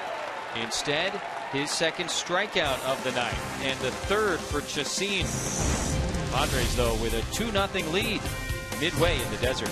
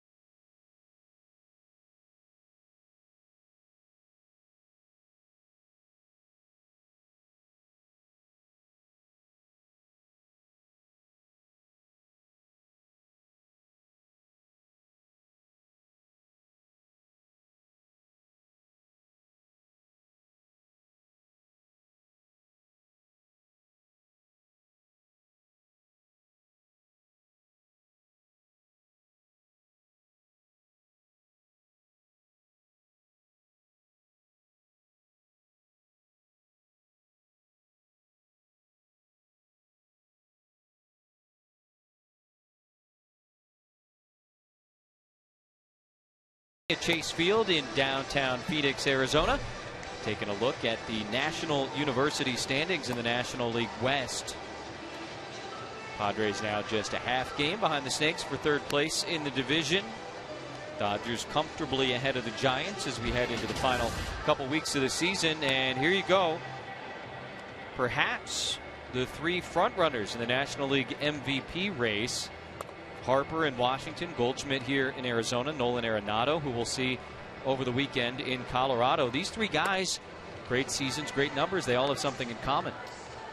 Probably not going to be playing October baseball. That's very, very interesting point. And there are other candidates also that probably honorable mention guys that are making a case for themselves in the NL MVP category. And you want me to go first, or you want to go first? Or on three, you want to say who you think is going to win the MVP? Sure. I like that. On the count of three. Okay, ready? 1, 2, 3. Bryce Harper. Okay. We both said Harper. So we're in agreement. Yeah. That makes for boring conversation. Why Bryce Harper for you as Tyson Ross delivers strike one to Nick Ahmed? You know, I'm not a huge sabermetrics guy, and I know we had this discussion last night, but you just look at all the categories, offensive categories, everywhere from average home runs, RBIs. That's what a lot of people look at. But you look at on base percentage, you look at slugging percentage, extra base hits. I mean, it's just like every category. And quite frankly, the bottom, I think he's the best player right now this year. Don't you? Yes. And kind of by a lot. Those other guys are all having outstanding seasons, but Harper a little bit in his own category right now. Yeah. Well, Zach Godley is warming up in the bullpen for the Diamondbacks. There's Zach, right-hander. Great name. 1-2 to Ahmed. He chases, and Tyson Ross has now struck out 3 consecutive Diamondbacks, his 7th of the night. And yeah, when you're talking MVP, a lot of people will say, hey, if you're on a bad team, how can you be the most valuable player? So here are 3 guys that may very well be playing postseason baseball: Rizzo, Cespedes, and McCutchen. Cespedes has been unbelievable for the Mets, just unconscious right now. I don't think you can give the MVP to a guy for that. Although, honestly, they're a completely different team now.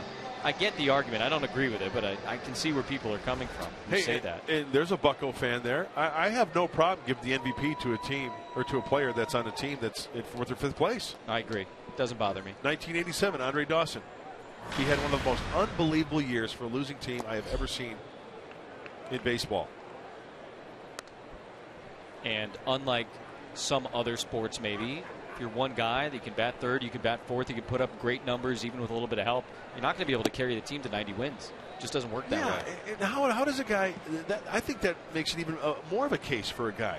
You don't have any protection around you, and you're still putting up those ungodly, no pun intended, numbers. Pinch hitter Phil Gosselin swings and misses, 1-2. Yeah, Zach Godley continues to heat up. Makes for great discussion, though. Yeah, it goes back to how you define the MVP award.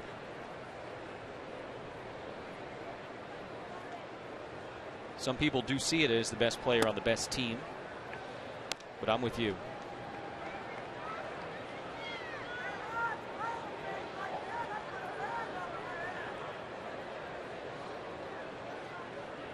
Gosselin takes outside, 3-2 from Tyson Ross. Gosselin started the game last night for Arizona at second base.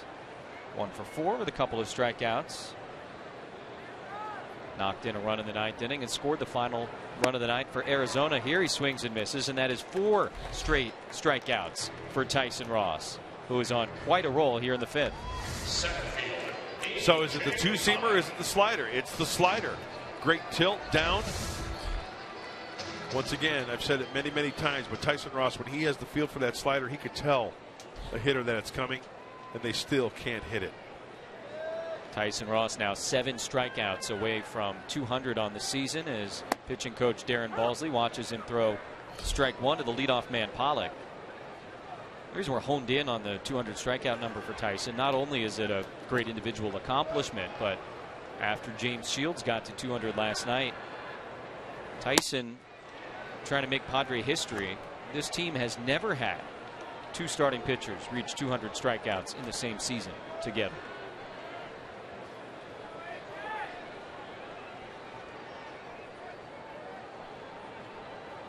Quickly ahead of Pollock, who's 0 for 1 tonight. The 0-2 pitch just outside. And you mentioned the tempo for Tyson Ross. Yes. It has picked up as he's gotten better. No question.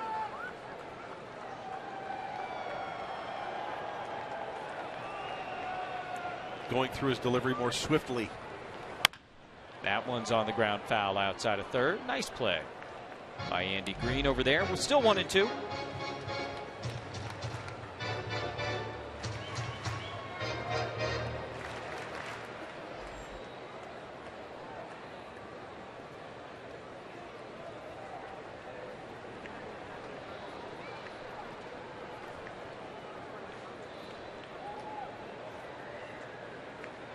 Back to work on Pollock, and the pitch misses high. 2 balls and 2 strikes. Everything away to the Arizona center fielder. Yeah, give him the opposite field. That's the way the outfield is swung around defensively. Jankowski on the first base side of second base and center, and kind of on the deep side. Look at all those pitches. Pitch number 6.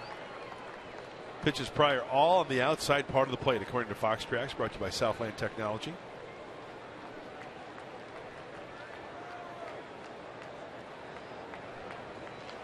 (3-2) and a chopper to second base. Spangenberg comes in, makes the play, and a second consecutive 1-2-3 inning for Tyson Ross, who is in control up 2-0.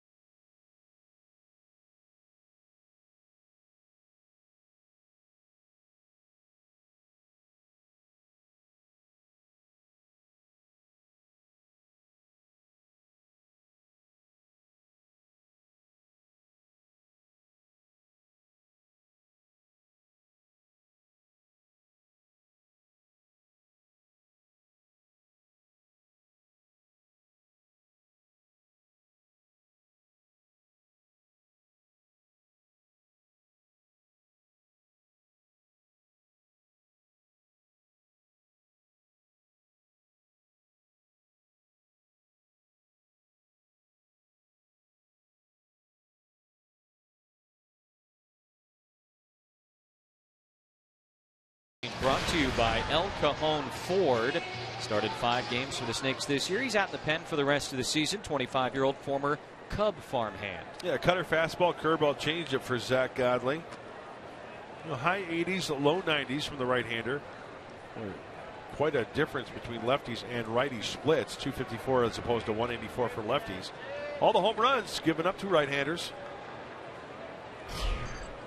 Switch hitter Jan Hervis Solarte, batting left-handed, takes ball 1. So Chacin goes 5 innings for the Diamondbacks, allows a couple of runs on 4 hits, 2 walks, 3 strikeouts. And double play last time up for Solarte was a nice play by Ahmed in center. In short, this one is in center. And that is Pollock making the catch. One away.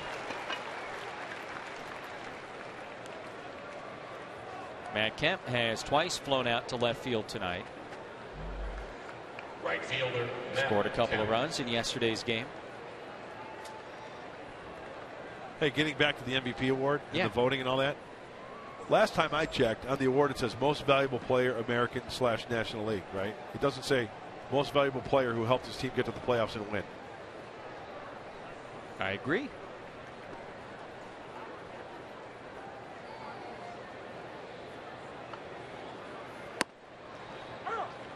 Godley delivers. Strike one with a fastball to Matt Kemp.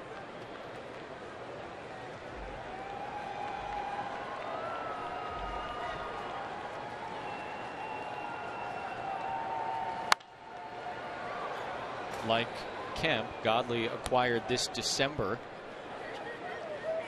Not with the same amount of fanfare, of course.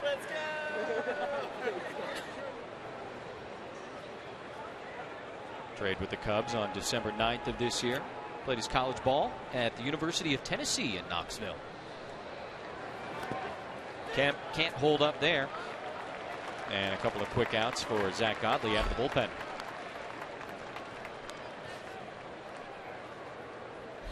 Justin Upton coming up. Mentioned it earlier. He leads the Padres in both homers and steals. Left fielder. If that remains the case at the end of the season, he will become just the third Padre ever to lead the team in those two categories in a single season.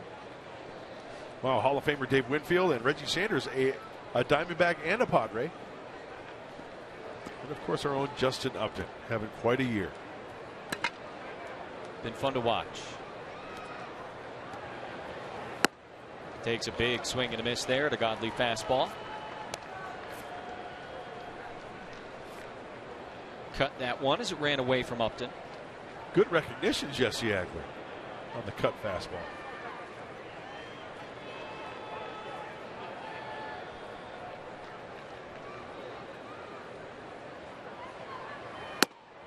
Again, and tries to go back to that same exact spot. Looked like he may have, but he doesn't get the call from Alfonso Marquez. 1-1. Justin drove in the first run of this game. Leadoff homer in the second inning. A monster shot to left. Try to come in with a fastball. And it misses low. 2-1.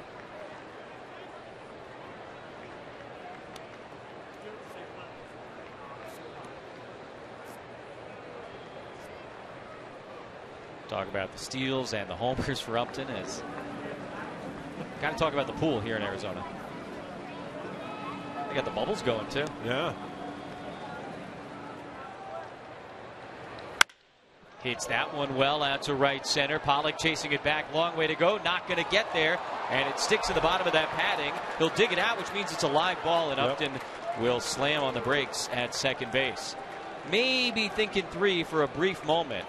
But Justin, with two outs, decides not to get greedy, and he's standing on second base with his 22nd double of the year. You talk about rifling a cutter down and away the opposite way. I thought this one had a chance to get wet. Now, Jesse, you make a good point. If he throws up his arms, it's a ground rule double because it's stuck. But since he goes in there, that's a live potato. That's a hot potato. If he goes for that ball and he loses his grip, right? Justin Upton has a chance to turn that into a triple.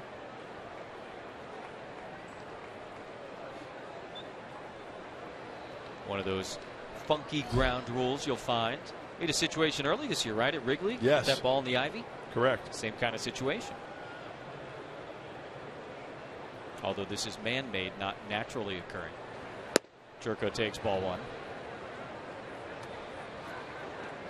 But yeah, any of those paddings, it could get stuck in the vertical part, the horizontal part. Yeah, right there. And as a fielder, if you just throw up your arms, dead ball. Right. But if you go and attempt to take it out, even if it's stuck and you can't get it out, it's a live ball. That's why you'll oftentimes see fielders just throw their arms up and want no part of it. Hangs that one, but gets the strike. 1-1 to Jerko. And yeah, Upton's watching this whole thing unfold and thinking maybe three.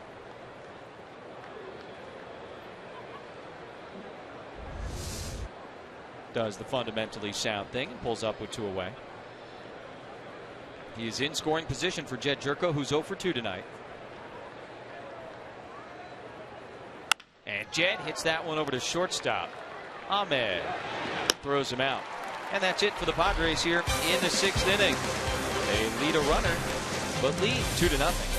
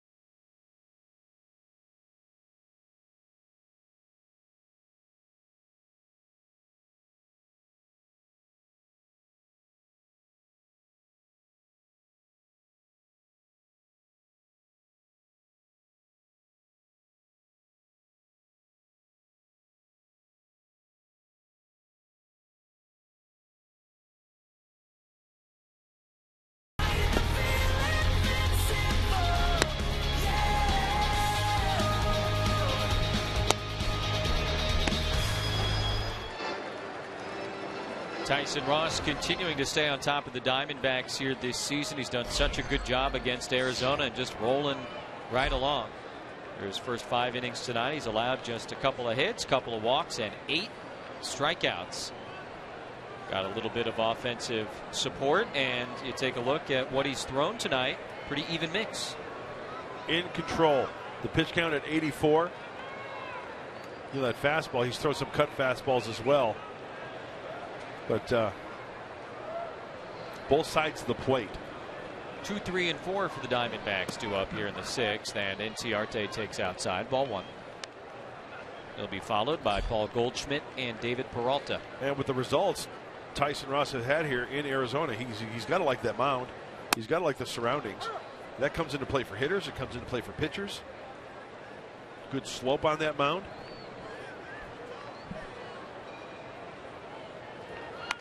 Inciarte, who's got 6 bunt hits so far this season, knocks that one foul. 1 and 2. That's funny because I feel like we normally talk about that in relation to a hitter, seeing the ball well out of a pitcher's hand in a particular ballpark because of the batter's eye or whatever. But you're right, the mounds are all unique. They're all a little bit different, and sometimes you just feel good in a certain place. 1-2 to Inciarte, moves his feet. 2 balls and 2 strikes.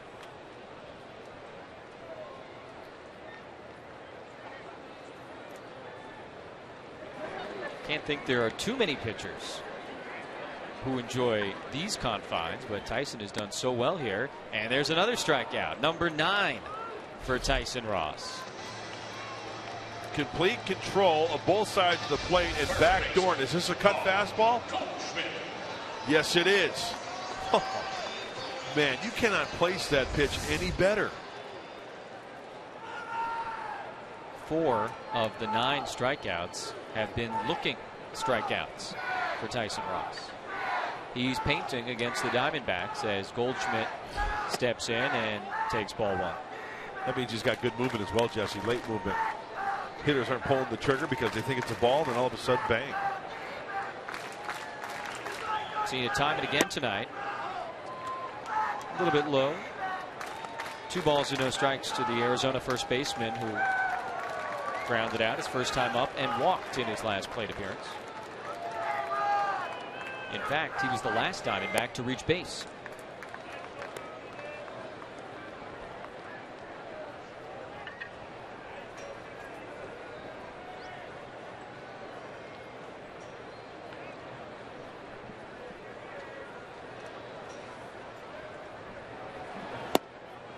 And ball 4.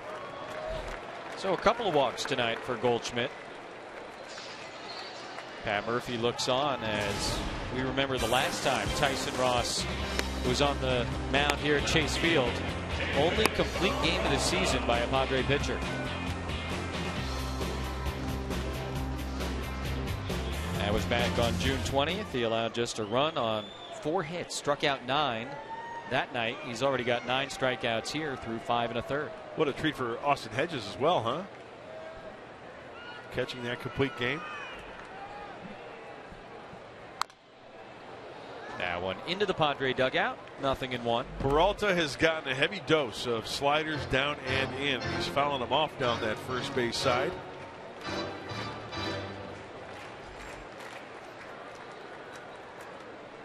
He has struck out each of his first 2 at-bats against Ross.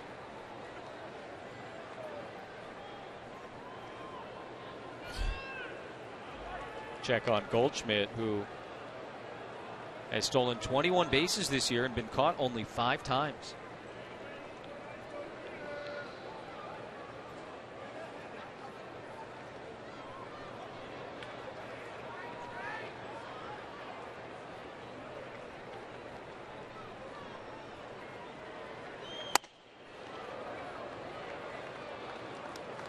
June 20th.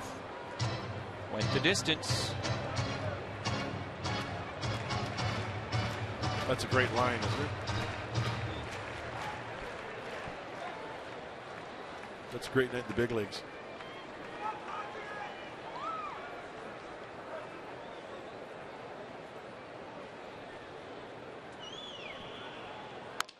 Peralta taps that one foul at the plate. 1-2.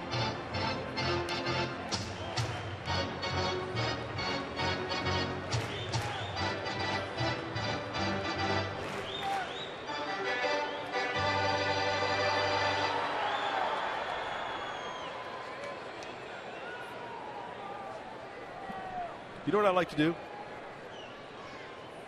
What do you like to do? I like to sneak in to see the signs. How about a slider? That's a 3. See if it's a slider. Back door. Oh, down the middle. Still tough to square up and do some damage. What do you like to do? I like to watch games. Talk about baseball. Want to peek in again? Sure. Fastball. 2-seamer. Is he going to bring it back on the inside part of the plate? That's how he got in Ciarte. And Peralta loops that one into center field. Jankowski's not going to be able to get there. First hit for the Diamondbacks since the 3rd inning. And they've got runners with just 1 out on 1st and 2nd. David Peralta does a nice job of getting on top of this one. Watch, 2-seamer. And it leaks over the heart of the plate. He wanted to start that in off the plate, catch the inside corner, but Peralta gets on top of it. What a pretty swing. And Darren Balsley, the pitching coach for the Padres, on the horn to the bullpen.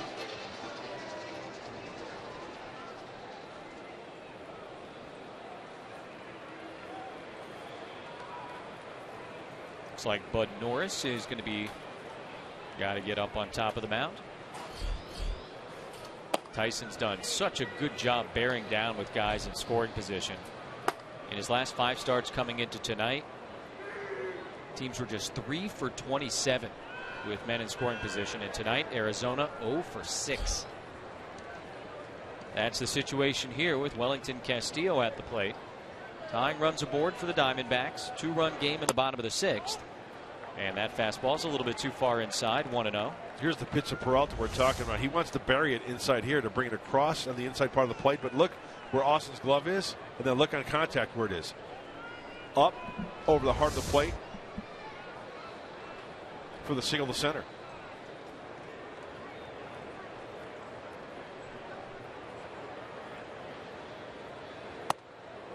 inside again. 2 balls and no strikes to Castillo. In that complete game on June 20th, he's the guy that drove in the only run of the night for Arizona.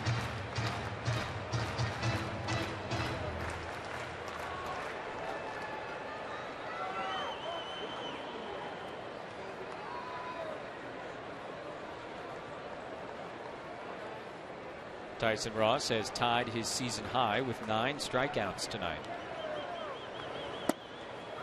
But that is ball 3.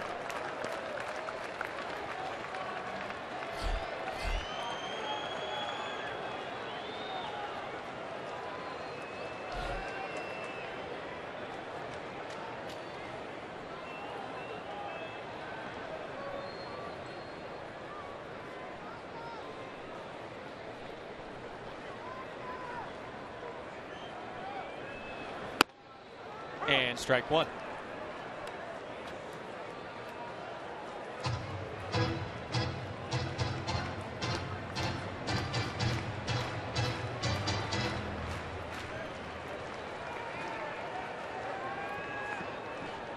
Well, Castillo's grounded into 9 double plays this year. Make a good pitch here, work it on the ground, take your chances. He does hit it on the ground, but it's through the left side for a base hit. Goldschmidt is being waved. Upton comes up throwing, and the throw is not in time. Diamondbacks on the board as Castillo singles home Goldschmidt. It is 2-1. And now the go-ahead run on base for Arizona. Hey, nothing you can do there. Tyson Ross's MO was to throw it down, work a grounder, but as you said, Jesse, this ball hit sharply through the 5.5 hole. It is a 2-seamer. And then the race is on. Still the lead and still a force at any base. Double play in order.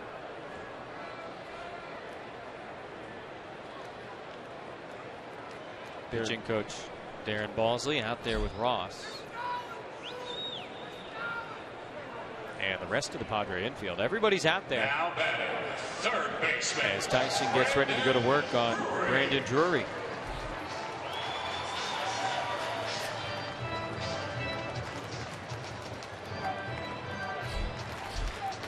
$103 pitches for Tyson. Spread them out pretty evenly.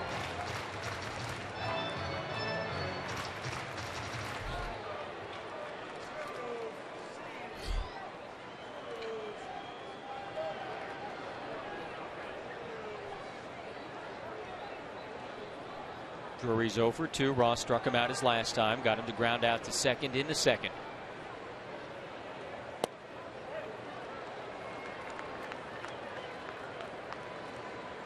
Only Brett Anderson of the Dodgers and Dallas Keuchel of the Astros induce more ground balls than Tyson Ross in all of Major League Baseball. And to order one up here would be some kind of nice for Tyson Ross.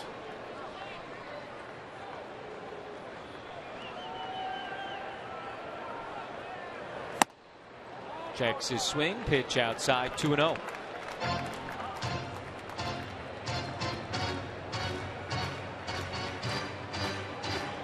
Looks like Bud Norris is ready to go.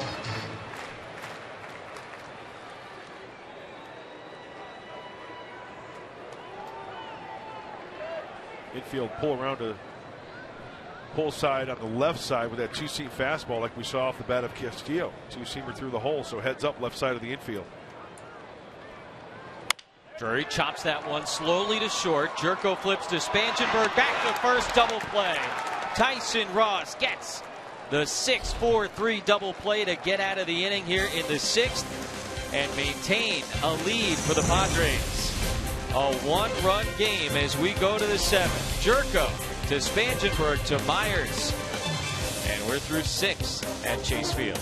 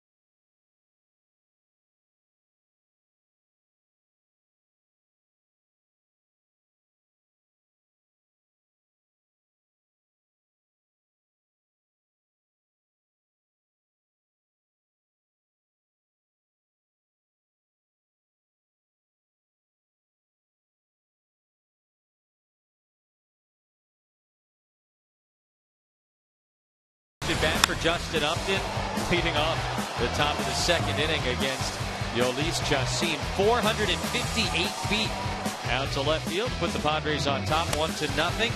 Run support for Tyson Ross, always a nice thing because he did his thing. 9 strikeouts to tie his season high, and a big double play ball in the bottom of the 6th inning to get out of trouble after the Diamondbacks had cut the lead in half. And so we go to the 7th inning. James Shields did his thing last night, Upton helping out tonight, and the Padres leading by a run, 2-1. Talk about coming through in crunch time for Tyson Ross, making the pitch. Infielders have to be quick on that double play. They did just that, got him back in with the lead.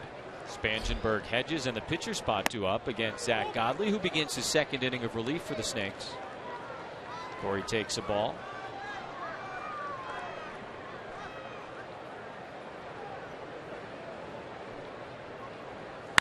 And he lines that one into center field. Pollock comes on and makes the catch, 1 away. Tyson Ross tonight probably done. He's up over 100 pitches, and yeah, that's a good sign. Nothing better than rolling a double play. You've got the lead, and then getting some love from all your teammates. All around the horn for Tyson Ross. Another good outing here at Copper Square.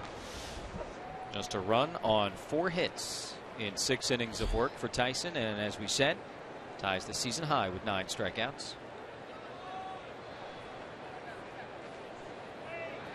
Austin Hedges takes a strike at the knees, 0-1.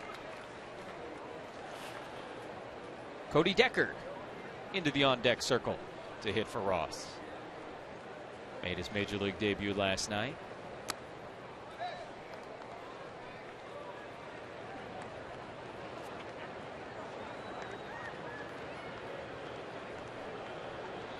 Hedges flew to right in his last at bat. That was leading off the 5th inning.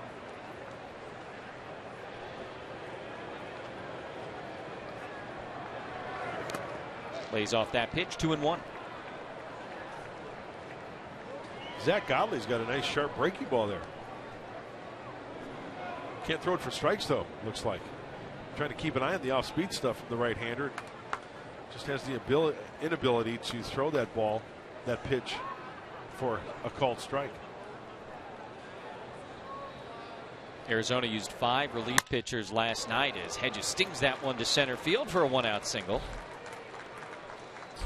Probably hoping they can get a couple of innings out of Godley, who was a starter until recently. And Cody Decker is going to be called back to the dugout after the Hedges single.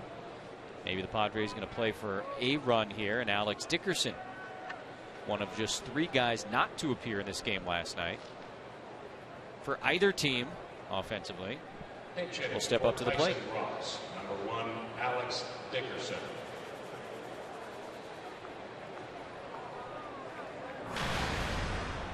That will bring Chip Hale out to the mound. So a left-handed pinch hitter. And a visit by the manager. He'll take the ball from Godley. Goes an inning and a third in relief of Chacin. 2-1 San Diego.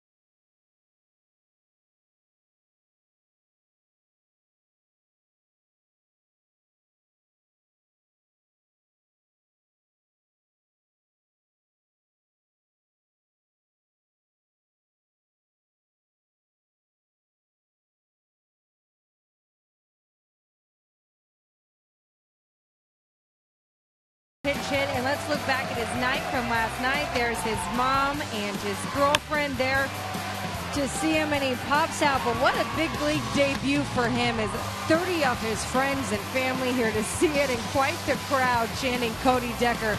Spent a long time with his mom yesterday. In his entire UCLA career, Jesse, they missed only 4 games. Not just home games, total games on the road. They would go very often to visit him in El Paso, found favorite places in the minor leagues to go visit him on the road. So they are here all series. They're going to go to the Rockies, and then they're really excited that they end the season in LA, where their hometown is, near Santa Monica. Works out perfectly, Chris. Thank you. And Decker takes pitch up and away from the left-hander Matt Reynolds.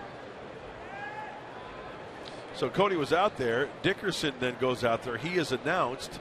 So then Chip Hale makes the change for the left-hander, and then Dickerson gets scratched. Now a chance for Cody Decker to make a difference in this game. So Dickerson burned, as they say. As you take a look at Decker's numbers with the Chihuahuas this year, 21 home runs to add to his career total in the minors, 154 long balls from 2009 through this season in the minor leagues. Takes a big swing and a miss there. Did not get the 2-0 fastball. Terry, Dad Jay, who Chris was talking about. Looked like a changeup out of the hand of Reynolds.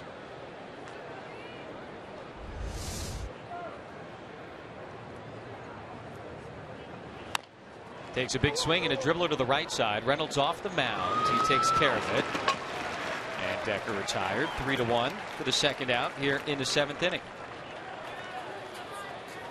Center fielder Travis Jankowski. So we got the at-bat against the left-handed pitcher Reynolds, who's on for the 11th time this year, and now he'll face left-handed hitter Travis Jankowski. We already saw the changeup from Matt Reynolds. Good off-speed pitch, especially a lefty to the righty. Down and away. Hedges moved up to second base, so he's in scoring position in a 1-run game, and look out, up and into Jankowski. Well, I think I said 3-1 on the putout. It would be 1-3. That's just a breaking ball there that doesn't get out in front. Just left it up a little bit.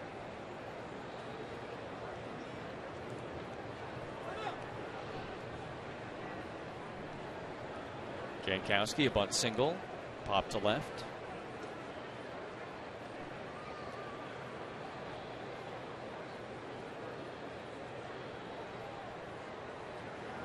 And another breaking ball that stays up and in, 2-0. Along with that off-speed splitter from Matt Reynolds, he also throws a slider and, of course, the fastball. Not overpowering at all.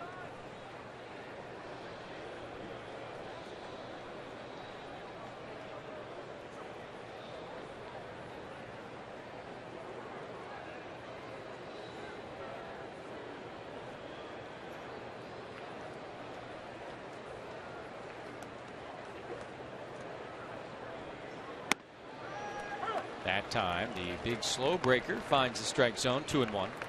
This copyrighted telecast is presented by authority of the San Diego Padres. It may not be reproduced or retransmitted in any form, and the accounts and description of this game may not be disseminated without the express written consent of the San Diego Padres.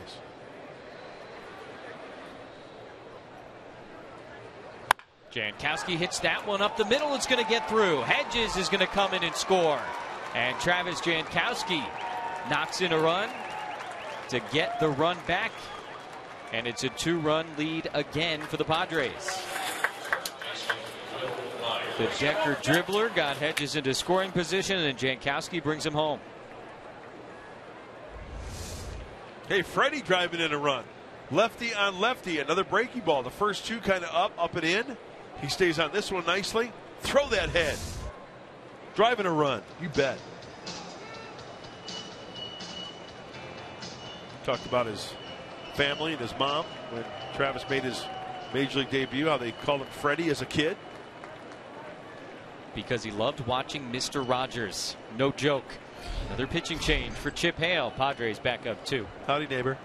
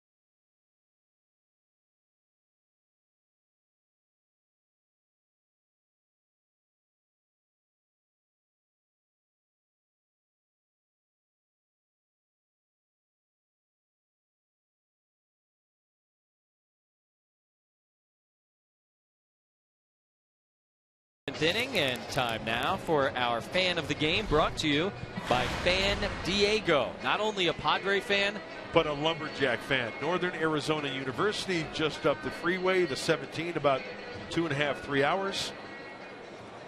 Into the mountains. There you go. Austin Hedges talking with pitching coach Darren Walsley. Randall Delgado on the pitch for Arizona. Third different hurler this inning, used by Chip Hale. Godley, Reynolds, Pryor. And before he delivers to Will Myers, he'll check on Travis Jankowski. Myers, couple of strikeouts and a walk tonight. He was in the middle of it yesterday. Leadoff homer to start the 5-run first, and a 3-run double in the 5-run fifth. Another check on Travis. Hey, why not send him? Be aggressive. Yeah. Good spot for it. You got the run back, 2-run lead. Yeah. Arizona obviously thinking the same way. A couple of checks on him. Maybe a pitch out. Who knows? Talk about Castillo and him not throwing that well. Runners out. He did get Jankowski last night as Delgado misses outside. Ball 1. Don't often see 53 games /1 start. But Delgado did make a spot start for Arizona last month. He is a reliever. Runner was going, and Myers hammers it to left field. That is a foul ball.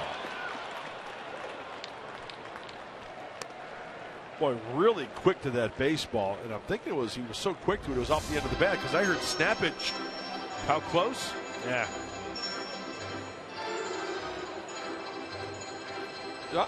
Nice.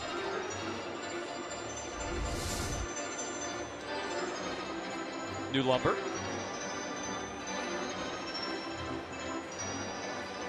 Jankowski was running. Justin Upton with a couple of big hits, including the home run. He has scored one of the 3 Padre runs. Tyson Ross scored. Austin Hedges crossing the plate here this inning.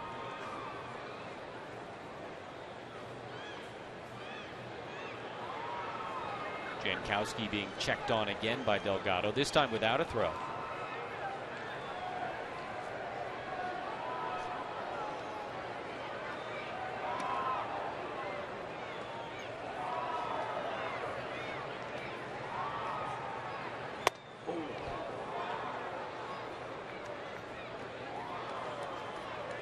Isn't this kid such a pleasure to be around? I just look at him and I smile. I'm serious. He's such an asset to this team, I think. I really do.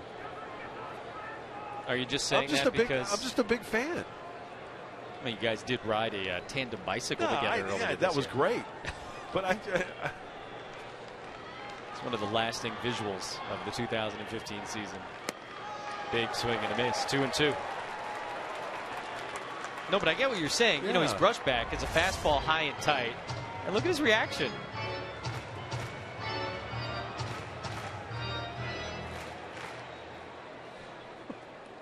I don't know. He just he's great. Kind of plays the game the way I think a lot of us imagined we would play it if we got the opportunity to be in the big leagues. Good way of putting it. Works the count full, 3-2. Just kind of stands there.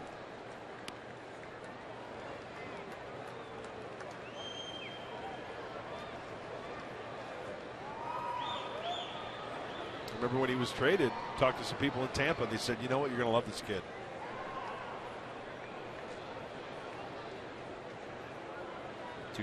'13 American League Rookie of the Year, Will Myers.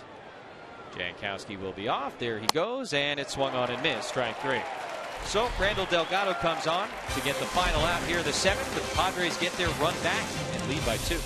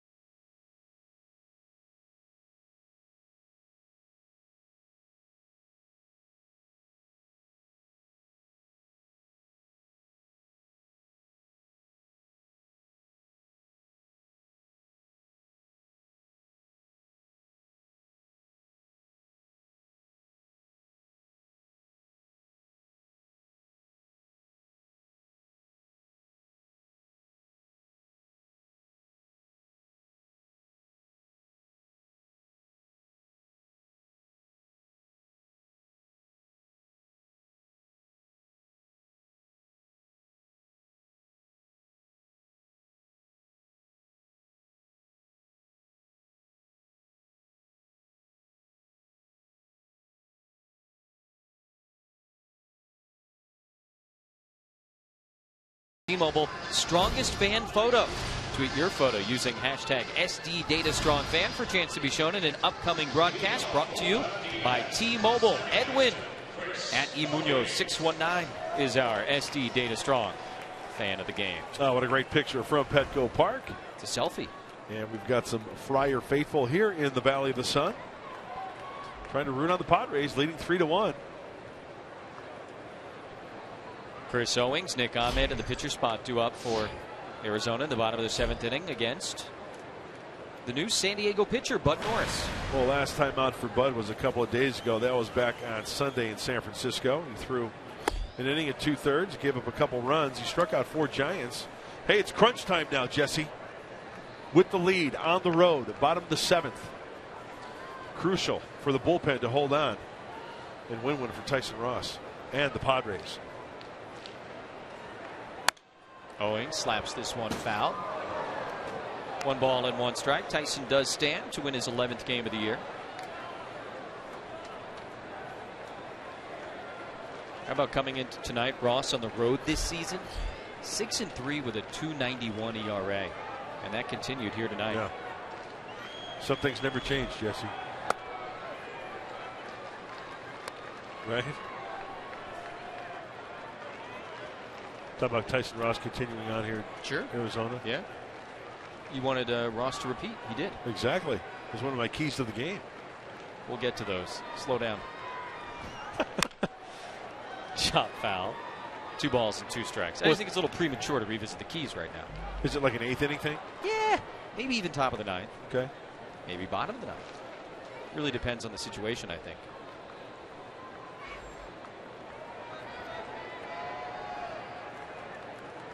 Owings 0 for 2. Struck out against Ross. His last time up has also popped to first. 2-2 from Norris is chop foul outside of third. Norris coming on here in a 2-run game in the 7th. Trying to bridge the gap to presumably Benoit and Kimbrel if the score stays about the same. Tyson Ross going 6 innings tonight after James Shields went 7 in the first game of this series. Nick Vincent, Jay Jackson, Marcos Mateo came out of the pen last night. Well, the last thing you want is a free pass this late in the game and trailing the Diamondbacks trailing by 2. Payoff pitch to Owings and a foul ball outside of third.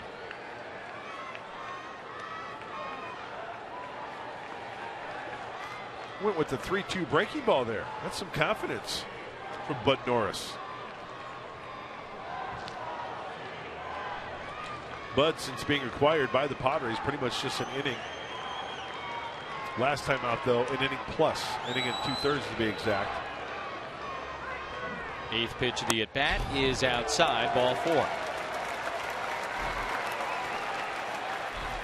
Well, he tried to pepper away with the 4-seam fastball away, and it looked like the pitch was off the plate just a little bit. Shortstop, Nick Ahmed. 4-seam. Austin tries to bring it back.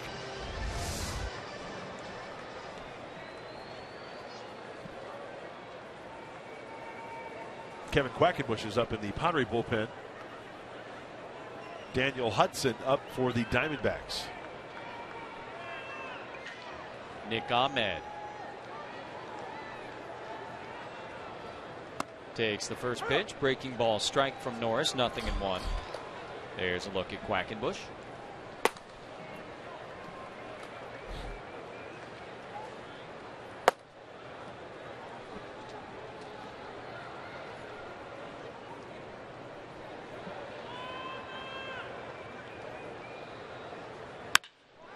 Hit to left, Upton going over, and he falls down and has to get past him. Jankowski retrieves the ball. Owings will come in and score. Heading to third is Ahmed. It gets away from Solarte, and he'll stay at third base.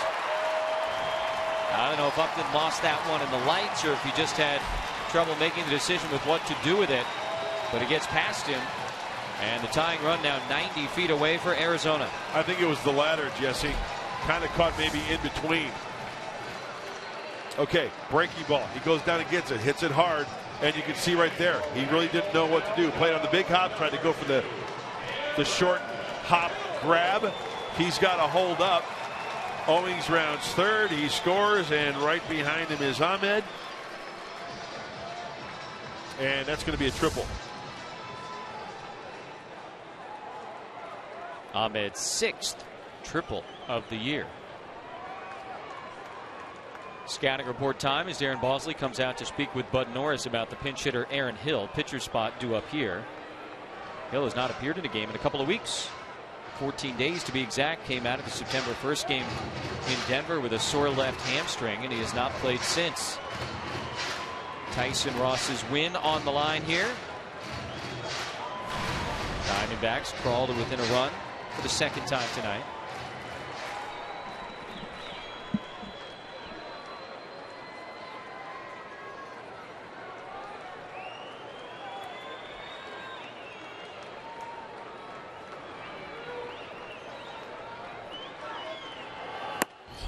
And a strike from Bud Norris to Aaron Hill.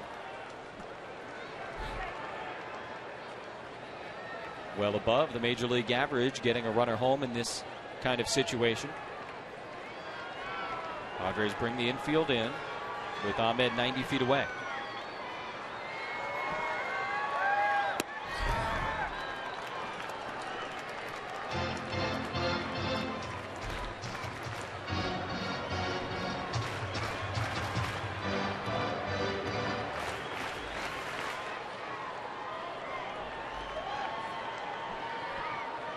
Darren Balsley always talking pitching and the possibilities of what to do with manager Pat Murphy.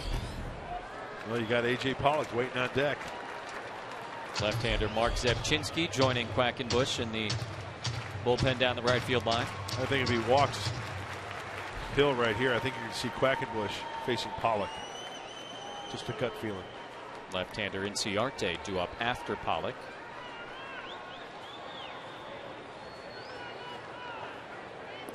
In the dirt, ball 3. Tyson Ross, 6 innings, allowed the 1 run.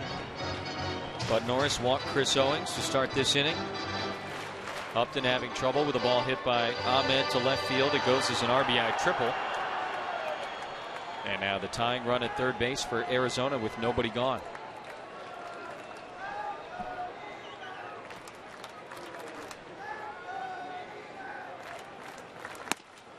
Ball 4.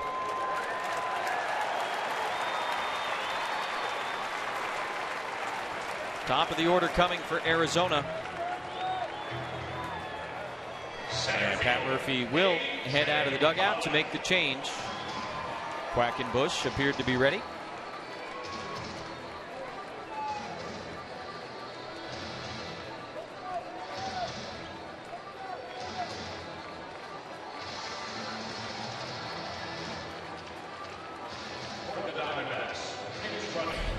So Bud Norris done. Quackenbush coming in. Runners on the corners and nobody out.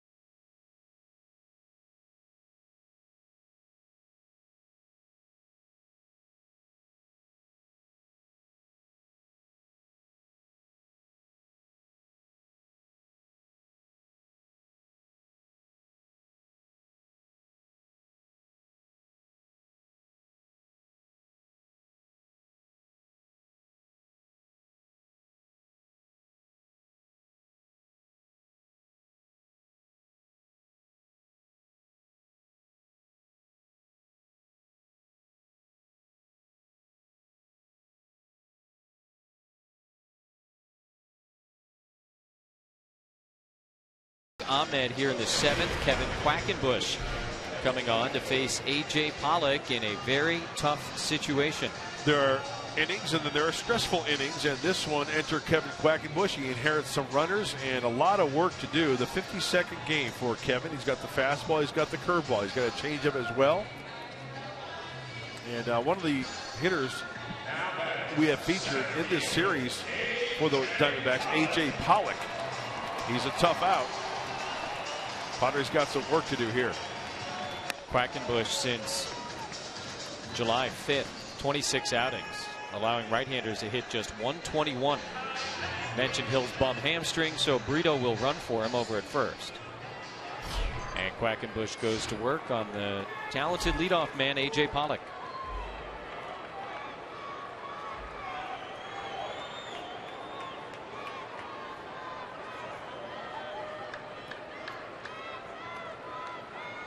Padres have had leads of 1-0, 2-0, 2-1, and 3-1. And that one is smoked to left. Upton going back, looking up, and it's gone. First pitch. And Pollock takes Quackenbush deep for the 2nd time, his 17th of the year, and Arizona does have their first lead of the night.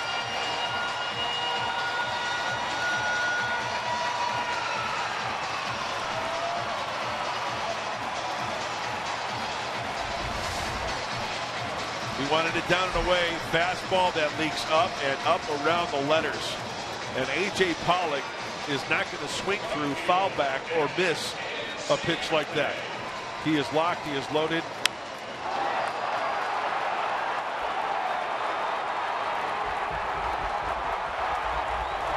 And just like that, the Diamondbacks take the lead. Tyson Ross will not pick up his 11th win of the night. Ciarte dances out of the way of that one. Ball 1.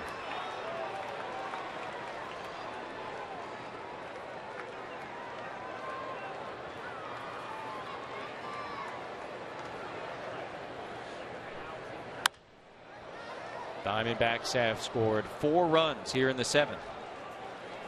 After Tyson Ross limited them to a run on 4 hits in his 6 innings of work.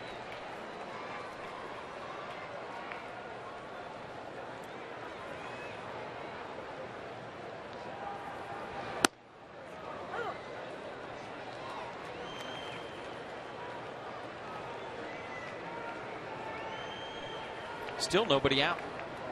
Yeah, tough line for Bud Norris. Did not record an out and 3 runs on his card.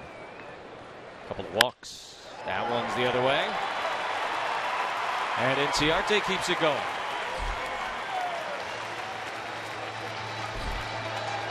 First 5 men have reached here in the 7th inning for the Diamondbacks. Just goes to show you this day and age how important the bullpen is, and we talk about it all the time. We talked about the complete game, the only complete game by a starting pitcher this year, Tyson Ross, here in Arizona. But when that's not coming to fruition with regularity, we know how important the bullpen is, bridging that gap and preserving the lead.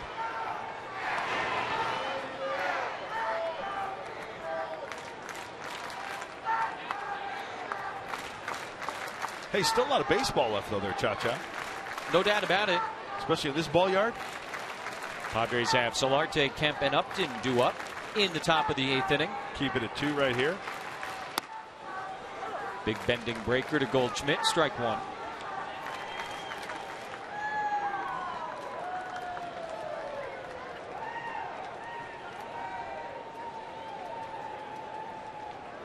Goldie walked a couple of times against Tyson Ross. Scored Arizona's first run in the 6th inning.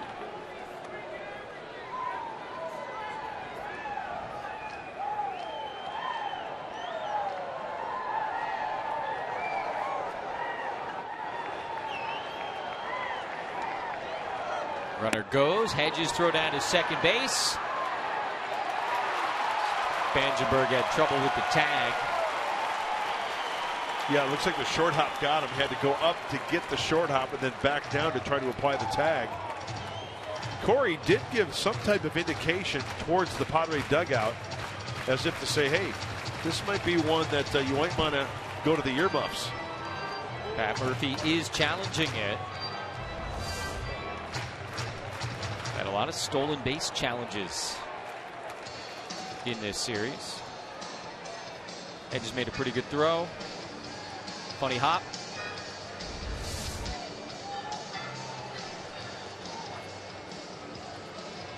You know, initially from that replay we just saw, it looked like it was safe. Yeah.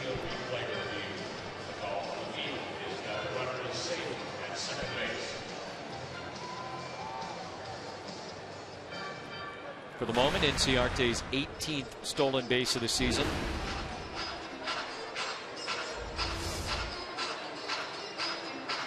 Short hop up to get it down. Now, whether he gets him on the knee before the bag, I don't know. I thought it was a whiff from that one angle. This is the angle I'm talking about here. It goes up, and then that looks like a whiff.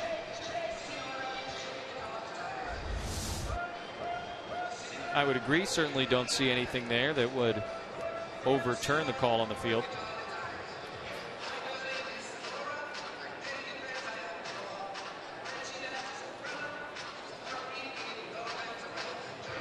All the way back in the bottom of the first inning, A.J. Pollock called out at second base. Arizona challenged it, and they called him safe. Pat Murphy challenging this Arizona stolen base attempt after Inciarte called safe.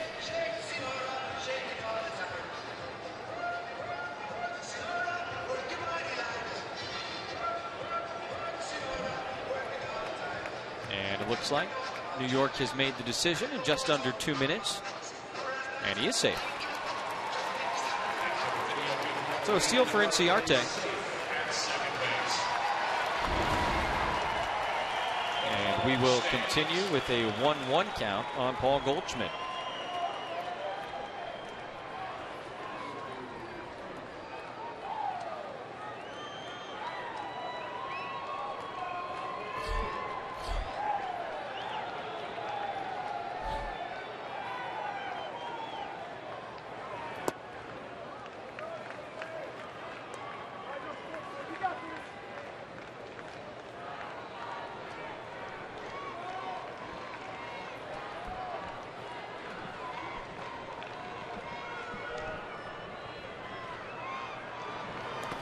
In the dirt, ball 3.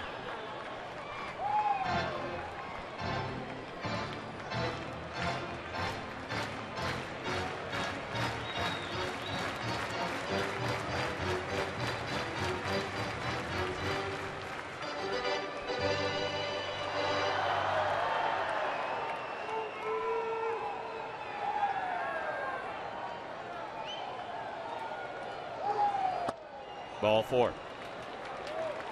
6 straight Diamondbacks have reached base to open up the 7th inning against Bud Norris and Kevin Quackenbush.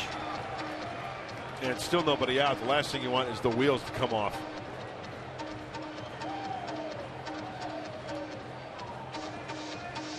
Got to keep it at 2.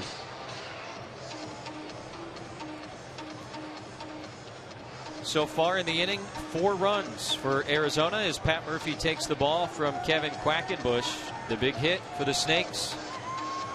A 3-run home run from A.J. Pollock. First pitch that Quackenbush threw. That put Arizona in front. And they're looking for more here in the bottom of the 7th.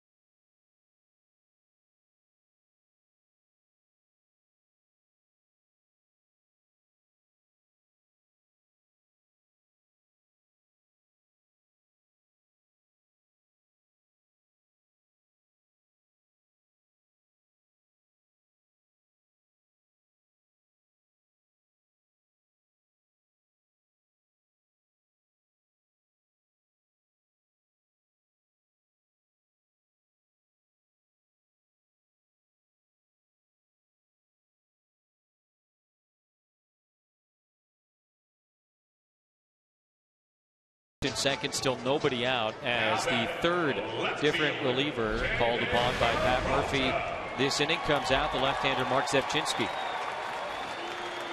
Well, quite a difference in splits. Righties 462, 281. It will be lefty on lefty. Peralta.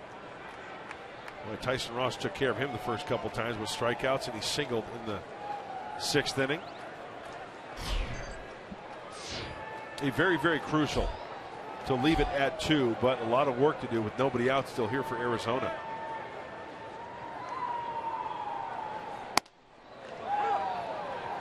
Strike on the inside corner. 0-1 to Peralta, who is 1 for 3 tonight. Singled his last time up. Struck out twice in his first 2 at-bats against Tyson Ross. Jesse, we know how quickly the lead can change. We've just seen it this inning, right? So keep it at 2. Bloop and a blast territory.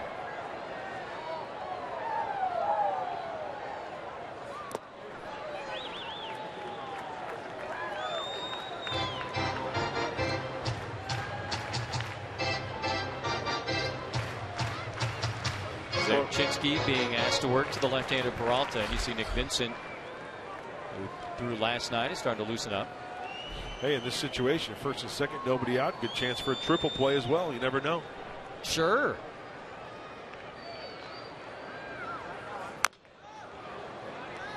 Topper foul, 1-2.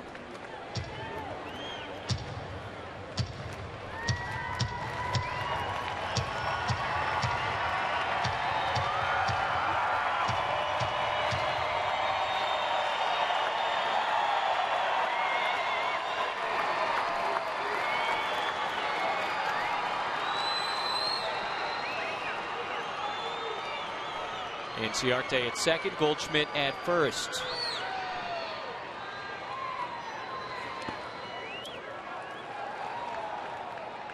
Busy night for Austin Hedges behind the plate. Does a good job with that one. 2-2. Did you see Alfonso Marquez on that? Ball in the dirt.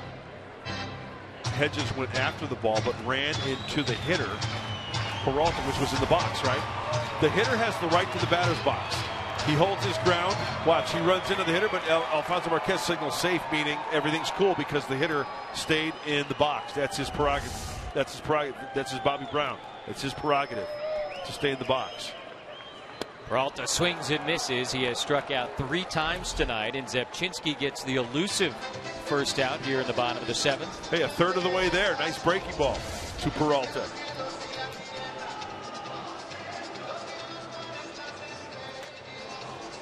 And the matchup game continues here in Arizona.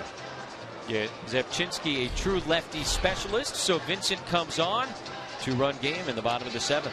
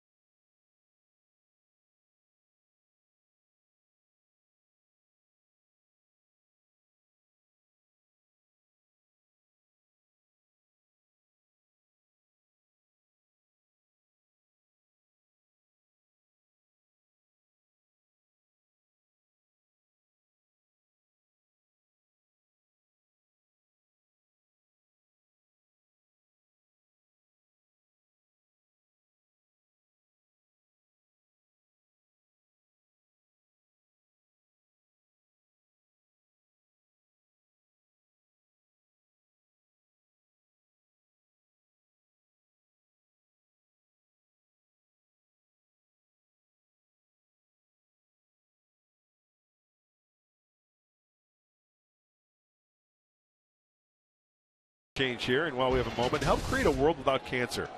There's still time to join Pedal the Cause and raise money for San Diego's cancer fighting centers. You can ride in the event. It's next weekend, September 18th through the 20th, or you can easily donate to the cause. To learn more or register, visit sdpedal.org or text PEDAL to 41444 to donate today. Nick Vincent on for the second straight night here in Phoenix. 19th big league appearance for Nick this year. In the first 6 innings of this game, the Diamondbacks had 7 base runners. Here this inning, they have had 6.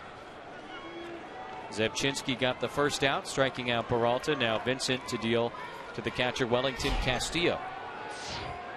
4 runs in for the Diamondbacks.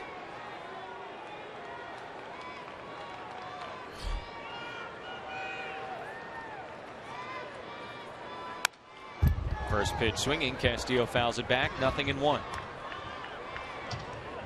So we're all thinking double play, right? That's everybody at home saying, hey, double play, double play. If you're a pitcher, can you think that way? Absolutely. No question about it. Think down to the zone. Think tilt. Think tilt on the two-seamer. Think tilt on the cutter or slider. Something that's working down. I mean, that's not a guarantee, but that's the best way to try to induce that ground ball. Castillo's got a couple of hits tonight. He's also driven one in. I remember the late, great pitching coach that I had with the Padres, Pat Dobson. That was one of the things he used to put in my head. Hey, in this situation, he'd come out, hey, think tilt, Mud. Think down to the zone. If we're going to get ahead to this guy, then maybe elevate out of the zone. But prior to that, prior to 2 strikes, think grounder. Tilt. That one in the air. Kemp going back.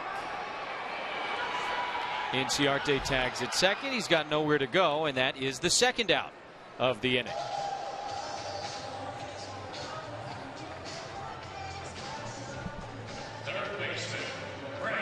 Ninth man to come to the plate for the Diamondbacks here in the 7th. Pat Murphy has gone to Bud Norris, Kevin Quackenbush, Mark Zebchinski, and now Nick Vincent here this inning. Norris faced 3 batters. Quackenbush faced 3 batters.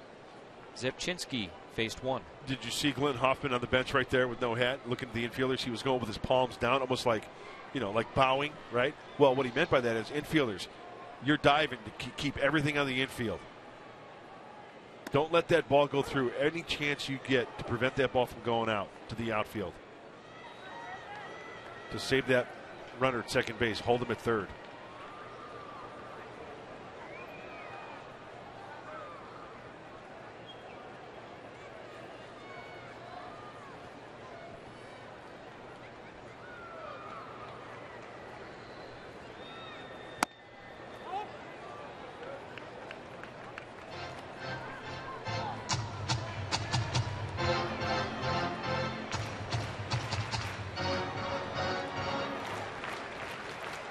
Drury drove in his first major league run in last night's game.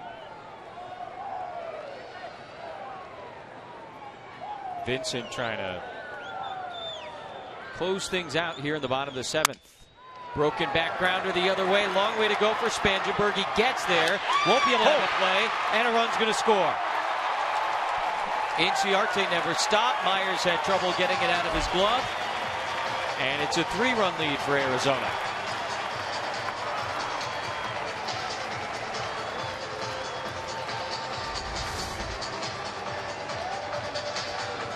You know, Jesse, even if Will Myers, as soon as he catches that ball, look, even if he comes up cleanly, I don't know. Inciarte, he does hold up a little bit. He was never going to stop, and I even think if he finds the handle and makes a throw, I don't even think they get Inciarte at the plate. Straight hustle from Ender Inciarte. The one chance was to get that force at first to end the inning. They don't. Drury had just enough speed. Goldschmidt at third, 2 away for Chris Owings, who started this inning off. Diamondbacks have batted around here in the 7th, and that's a strike. Owings walked. against Bud Norris.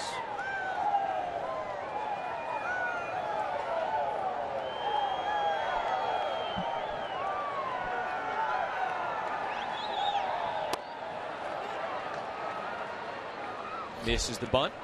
0-2. Hey, that's just bad luck. Nick Vincent saws him off. Yeah. They're playing him to go pull. It's such a good pitch and such a bad hack that he fights it off well out of the reach of Spangenberg at second base. And with 2 outs, everybody's off and running.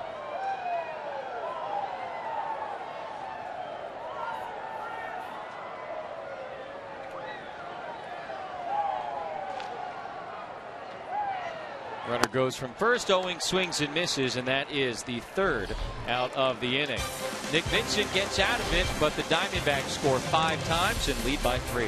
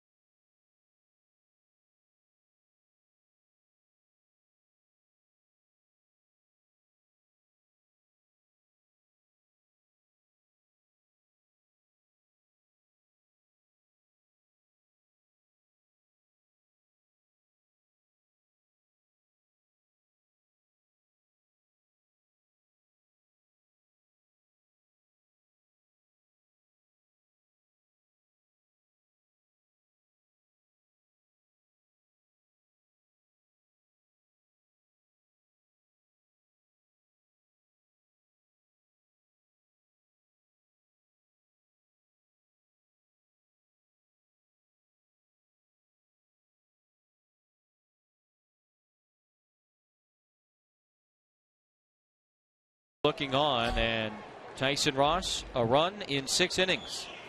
Padre bullpen, 5 runs in the 7th, and San Diego playing from behind now for the first time tonight, trailing by 3 in the top of the 8th. Bridging that gap, so important in this game of baseball with the complete game gone by the wayside. That's why bullpens are so important. Solarte Kemp and Upton against Daniel Hudson, the 2-time Tommy John survivor. 2 separate ligament replacement surgeries on his right elbow, and he returned the 2nd time last year at Petco Park late in the season. Very emotional time for Daniel Hudson during that return. It was good to see. You root for a guy like Daniel Hudson. And there you see the numbers. Righties, lefties. Boy, what a difference. It's amazing to think just a year after that return, he's run 60 innings in relief. Last 3 outings for the right-hander. 6 hits in 2 1/3 and 2 earned runs as Casey Kelly is up for the Padres in their pen along with Joaquin Benoit. Speaking of returns from Tommy John, a couple of years since Casey Kelly has pitched in the major leagues.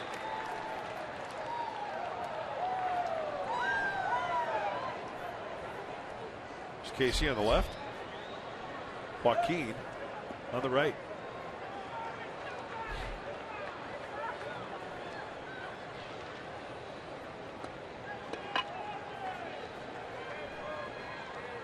Solarte takes a big swing and a miss, and Hudson strikes him out, and Jan Hervis comes up limping. Not the first time we've seen that tonight. A couple of moments earlier in this game where he appeared to be favoring something in his lower body.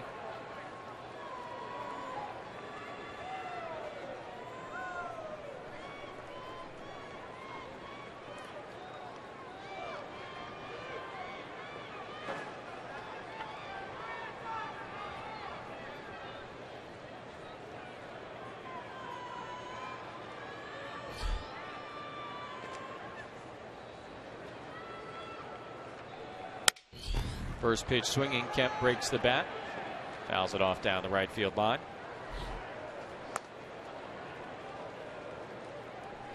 Crowd of 17,531 on this Tuesday night. Game 3 of the series tomorrow, same time, 6 o'clock here on Fox Sports San Diego. Padres will send Andrew Cashner to the hill against the lefty Robbie Ray.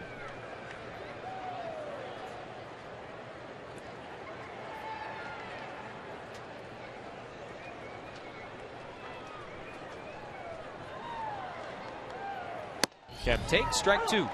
97 miles per hour. He's got the giddy up. Daniel Hudson. He sure does. Boy, what a feeling that must be, Jesse, huh? Bouncing back 2 times Tommy John surgery, then touching 97 on the radar gun. Incredible.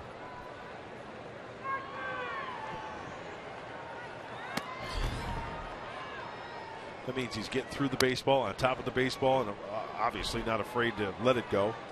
There's that hurdle for any injury, whether it's the knee, the shoulder, the arm, or the elbow, rather. You get to that hurdle where you get up on the hill, you say, okay, I got to let it fly. 1-2 to Kemp. He got it. Wow. And you compliment it with that breaking ball and pretty good arsenal. Couple of strikeouts for Daniel Hudson here in the 8th. Justin Upton coming up as we take a look at the Pick the Stick update. Well, you knew what you were doing tonight. Uh-oh.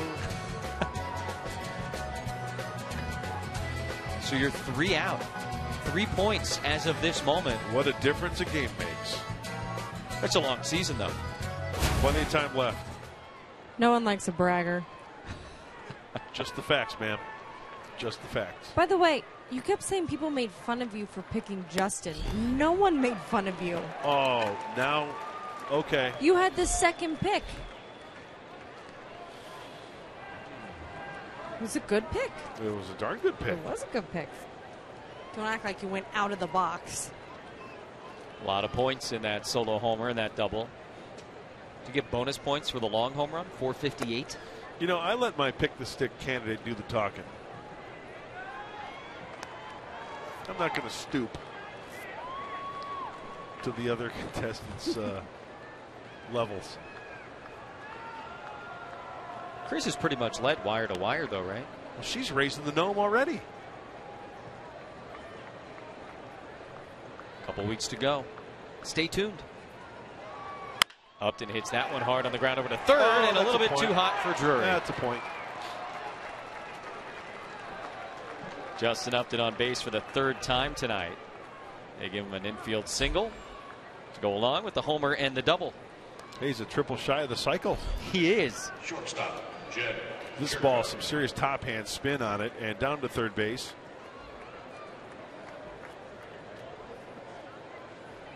So a 2-out base runner for the Padres, and Jed Jerko coming up. Uh-oh, if he scores a run, that's a point. Tie game.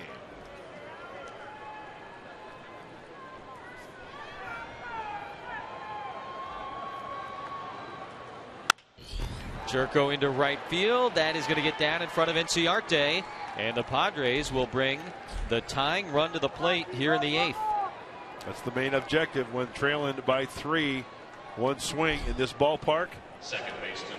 We know how quickly it can change. Corey Spangenberg will come up after Jerko and Upton get the hits. Daniel Hudson struck out Solarte, struck out Kemp. Looked like he was going to roll through the 8th inning. But Upton and Jerko had other plans, and now the pitching coach, Mike Harkey, He's going to go out and chat with his reliever. Mike Harkey's going to do all the talking, too. He gets very animated out there with his pitchers.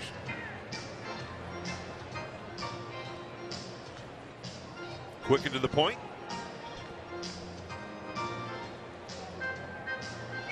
You know, I'm just guessing one of the points he may have made. Hey, don't hang a breaking ball in the zone to Corey Spangenberg here. You don't want to speed up his bat, something he can yank out of the ballpark.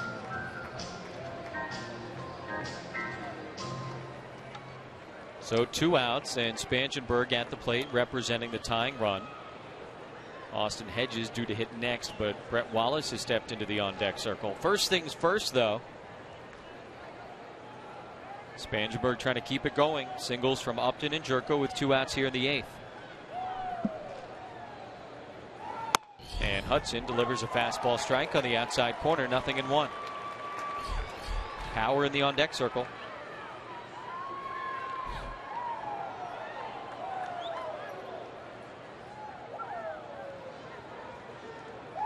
Spangenberg taking a peek at Drury, the third baseman, who is playing back behind the bag at third.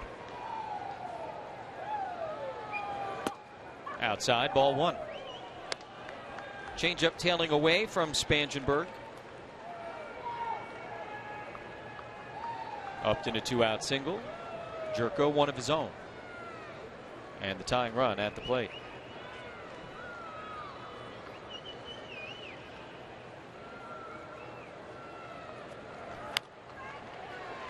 Strike 2. Back-to-back combos from Hudson.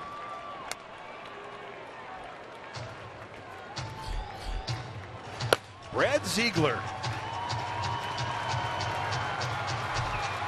Talking about getting ground balls. Ziegler's your guy. 25 saves on the year. He's their closer.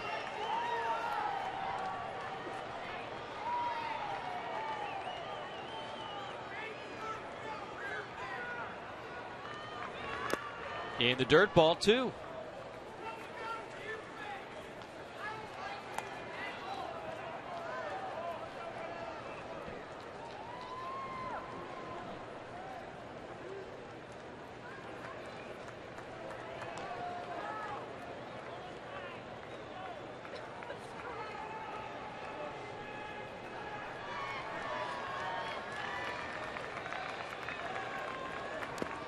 Ball 3.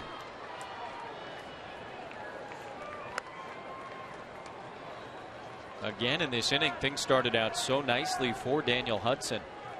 A couple of 2-out singles, and now Upton and Jerko will be off and running with a 3-2 pitch coming to Corey Spangenberg.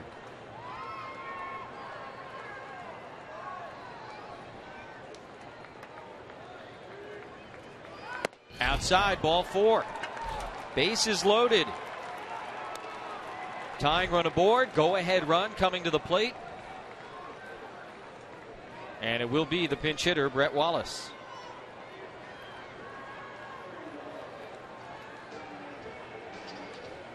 You know what? I wondered maybe a 4-out save here possibility for Chip Hale and the Diamondbacks. Bring in Ziegler. Oh, look at that. Looks like he'll make a double switch. The pitcher spot is due up second in the bottom of the 8th inning. And so if he wants Ziegler to pitch here in the 8th and in the 9th, he'll have to make that double switch. So he does so with Alfonso Marquez. And Hudson leaves the bases loaded. And the closer will come in. He's been so good for them, but bases loaded, 2 outs in a 3-run game here in the top of the 8th inning. It seems like every time Ziegler is called upon, he converts. 23 straight save opportunities that he has converted. This one, though, not the garden variety. No, he's got that funky delivery low down under. He's got that nasty sinker, that breaky ball. And while he takes his warm-ups, chance to tell you about College Night. College Night is presented by Uber. Back again on Thursday, September 24th. The Padres are going to take on the Giants.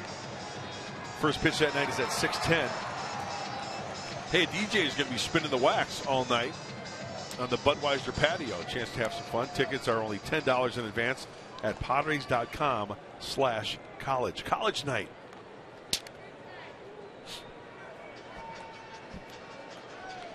So the double switch is made, and Brett Wallace will face the Arizona closer, Brad Ziegler.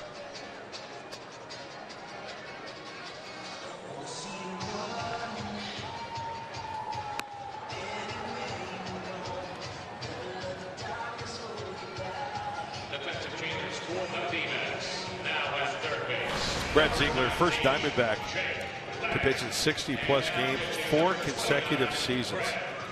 That's a lot of work. You know, he's not going to light up the radar gun. Pretty much mid-80s. But it's the movement and it's the arm angle. Coming from low, low, low 3/4. Brett Wallace, you saw the number a moment ago, tied with Jeff Francoeur of the Phillies for the most pinch hit RBIs in baseball this season. In his last 19 games, Wallace has hit 412 for 30. So Lamb into the game at third base as part of the double switch. He will bat 9. And is due up second in the bottom of this inning. But first, the closer, Ziegler, has to deal with the dangerous pinch hitter. Bases loaded, 2 outs in a 3-run game. And he takes the first pitch low, ball 1.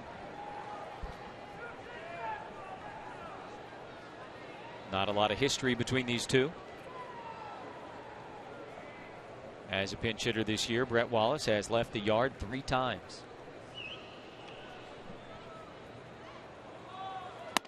Ball 2.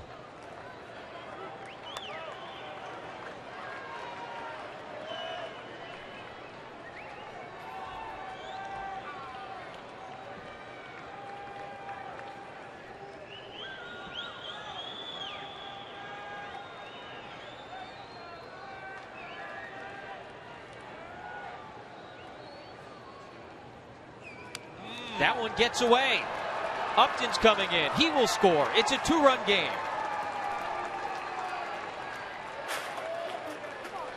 On 2-0, Ziegler uncorks a wild pitch. Now a 3-0 count. A run in. I don't ever think I've seen Brad Ziegler miss by so much. That one wasn't even close. Justin Upton easily able to sprint 90 feet. With the 4th run of the night for the Padres. And now the tying run in scoring position for the Padres. Jerko at third, Spangenberg at second.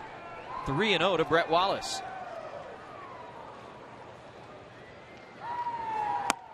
There's a strike.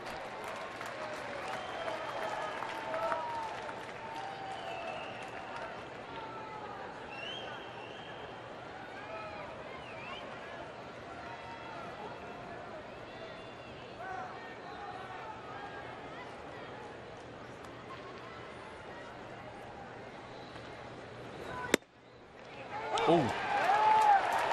Close pitch. Ziegler gets the call. Oh, somebody just got run. Somebody just got run on that call. They chirped from the dugout, and Marquez was off with the mask immediately. Pat Murphy asking, what'd you throw him out for? So presumably he is not the one who has been tossed, although he may get tossed.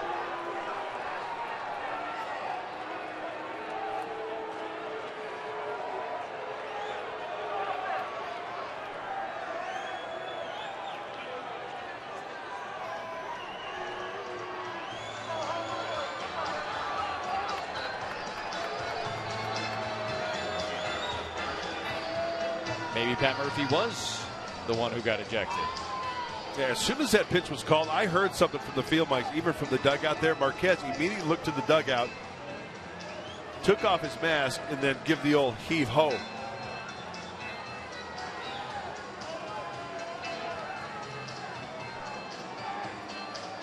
Yeah, so it was Pat Murphy who was tossed from the dugout. Now continuing the conversation with the home plate umpire as crew chief Tom Hallion interjects. Was it ball 4 or strike 2? Ziegler got the call. Yep. Looks like that pitch was touching the line on Fox Tracks.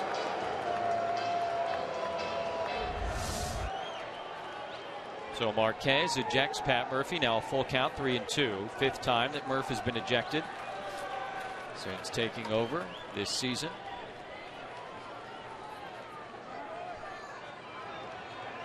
Bench coach Dave Roberts in command at this point.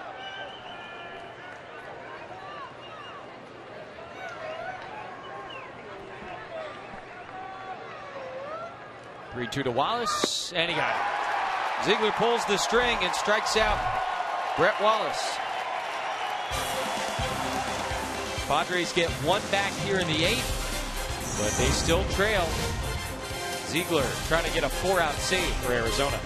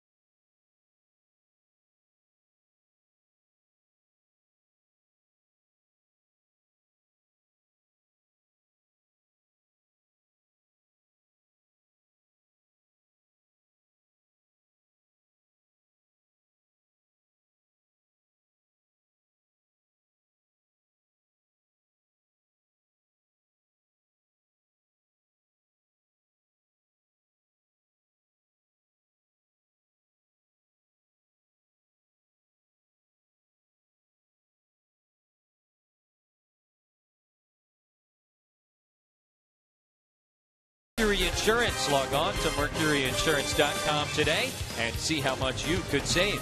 And by Petco. What we feed them matters.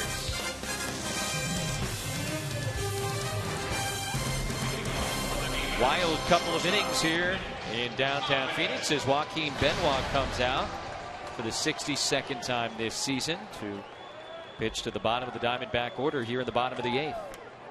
Last time out for Joaquin was about 5 days ago against the Rockies, an inning hit in a run. So a pretty good year. Really good year. Those are really good numbers for Joaquin. Not the quote-unquote normal circumstance for Benoit to appear in a game. And he's going to have to wait a moment to get started as Alfonso Marquez does some record keeping with Chip Hale after speaking to Padre bench coach Dave Roberts. Straight changes.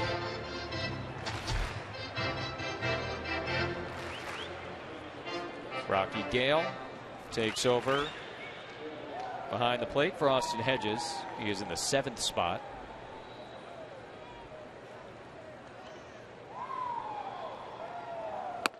And a big swing and a miss by Nick Ahmed here in the bottom of the 8th inning. Arizona scored 5 times in the 7th against 4 different Padre pitchers to come from behind and take the lead. Padres got one back here in the top of the 8th. Benoit trying to keep it a 2-run game and give the Padres a chance in the 9th.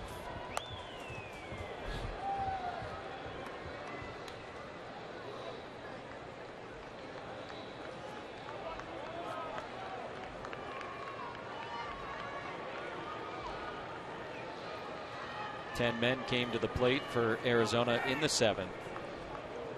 And it was maybe a ball hit by Ahmed that really got things going for the Diamondbacks. Oh, yeah. That tripled the left center, huh? 0-2 is in the dirt. Yeah, just enough that it looked like he kind of got caught in between, whether to play it on the big hop or go for the kill and maybe catch it on the short hop. Got by for the triple.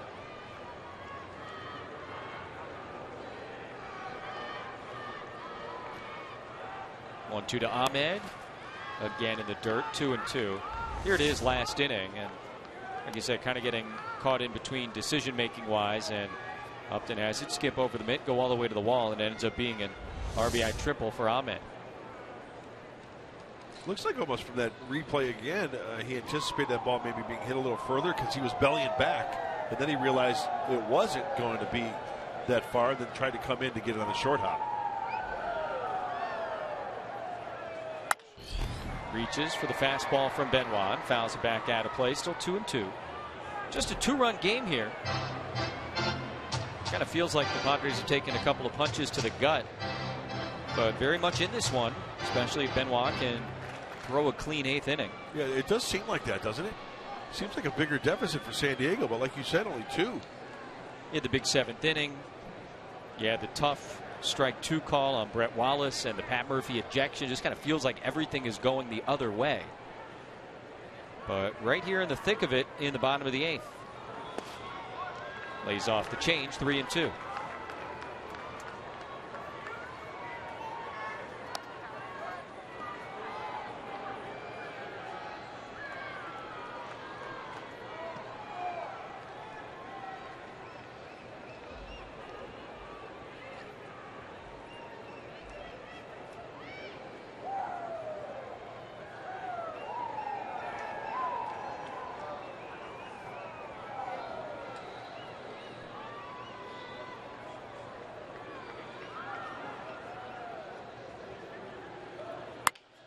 Back up the middle. Should be routine for Spangenberg at second. A little bit of a high throw. Nice job by Myers on the receiving end. 1 away.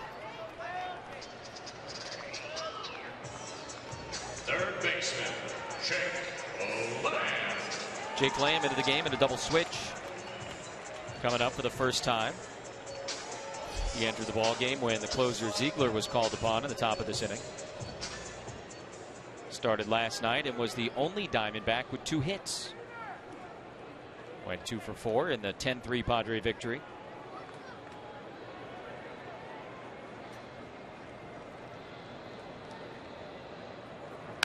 Swings at the first pitch, sends it back to the screen, 0-1.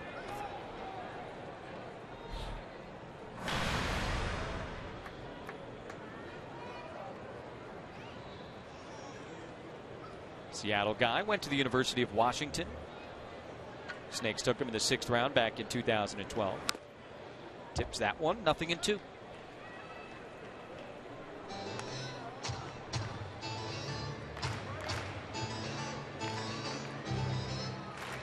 Benoit, such a technician out there. Very deliberate. Same routine every pitch. It's incredible to watch. Hey, if it works for you, right? That's it. Lays off the change, 1-2.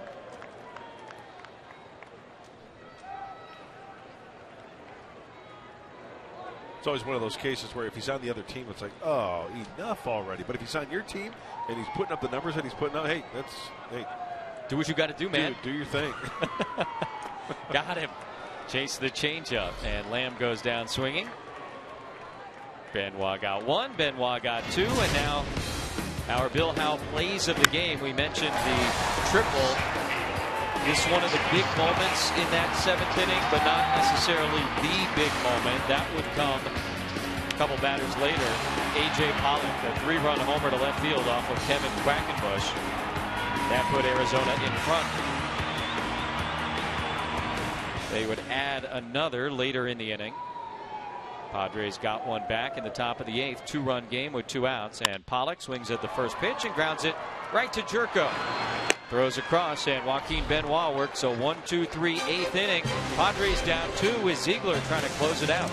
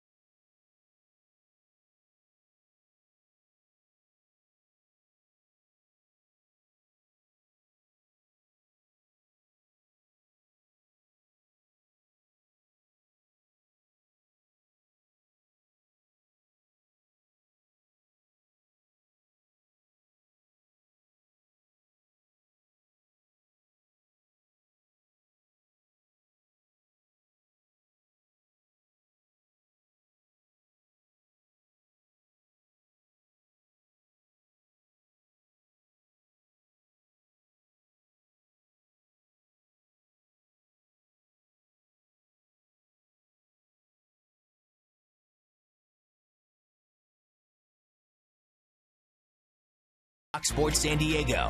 But first, an all-new SD Live. Travis Jankowski and Alex Dickerson tell us all about what it was like to be called up to the big leagues. I'm just taking it all in right now and enjoying life. Wow, you really can't explain this. It's just so nice. All right, tonight after Padres Live, the post-game show, get to know those two guys a little bit better. Not quite there yet, though, as Melvin Upton Jr. stands in as a pinch hitter against Diamondbacks closer Brad Ziegler, trying to record a 4-out save for the third time this season. Melvin's first appearance in this series. Padres took game one last night 10-3. Led most of the way here this evening. Arizona with the big 7th inning, and now the Padres trying to come from behind as Upton fouls that one back, 0-2. Brother Justin, big home run back in the 2nd inning. That was the first run of this game.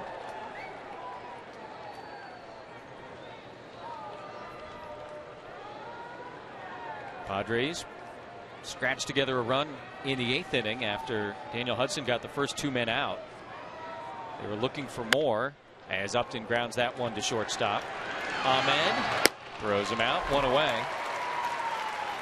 Brett Wallace appeared to have ball 4 after the run had scored. Was going to load the bases, but Alfonso Marquez, the home plate umpire, called it strike 2. Pat Murphy ejected from the dugout, and Wallace would eventually strike out. Travis Jankowski with Dave Roberts, the bench coach, looking on.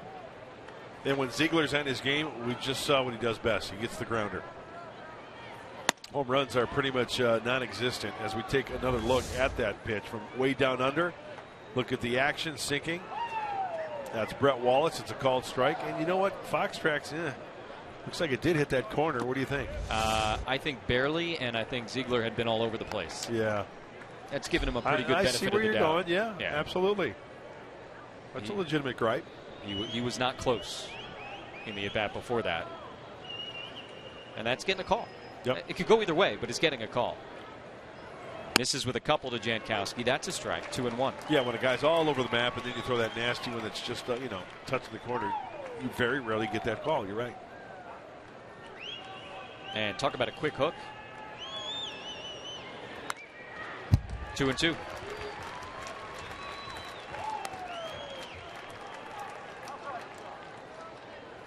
Blew one in that crazy game back in May. Just 50% against the Padres. Got to get a ball up, do some damage. Ball 3. Yeah, I referenced May 9th. It eventually was a 6-4 Padre win in 12. Kimbrel blew the save. He blew the save. Danny Dorn had that big hit. Oh, yeah. Crazy night. And then Dorn got sent down the next day, remember? And then he beat the Chihuahuas like 2 nights later. I think he hit a walk-off homer. Just stalking the Padres. But yeah, that was one of the nuttier games we've seen all season. So who knows? Jankowski, a couple of hits tonight.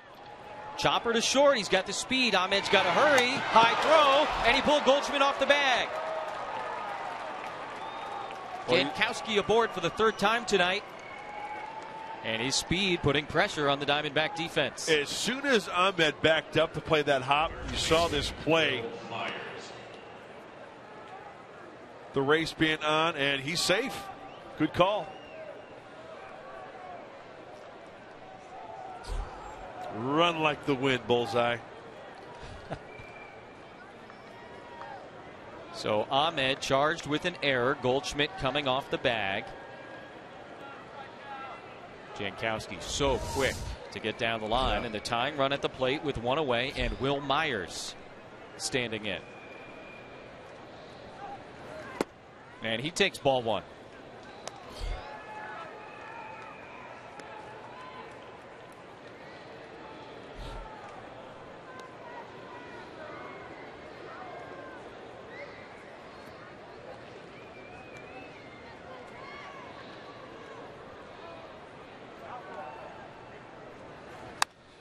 Back to the screen, 1 ball and 1 strike.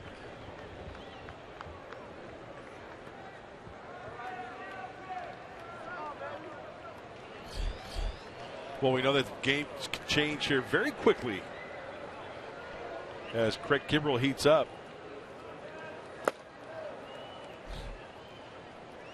Base runner here, base runner there, big fly, take the lead, get your closer up, and also Marcos Mateo.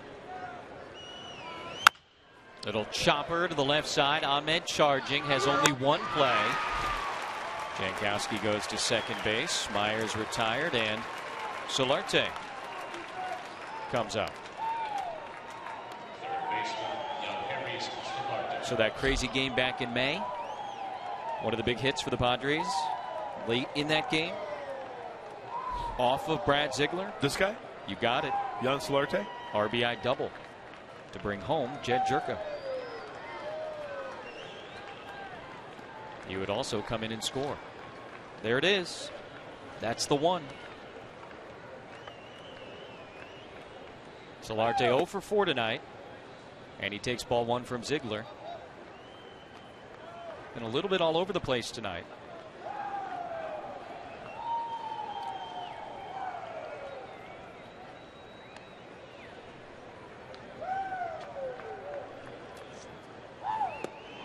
Ball 2.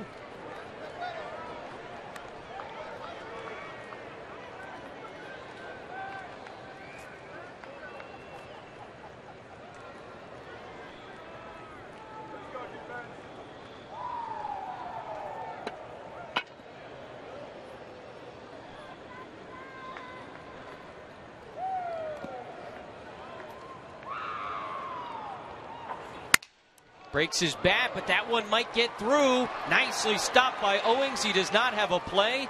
And the tying run is aboard with 2 outs. And Matt Kemp coming to the plate.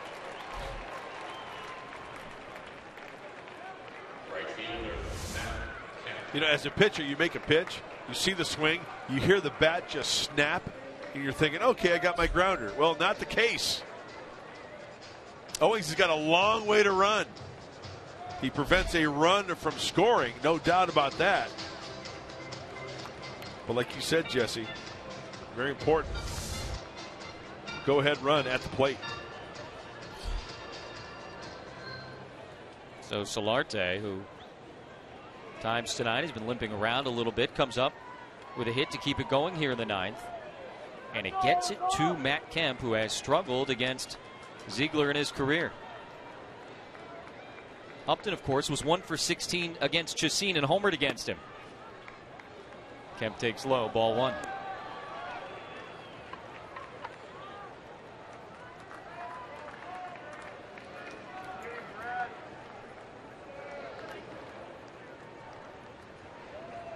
Ziegler's been behind more often than not, it seems, in these at-bats.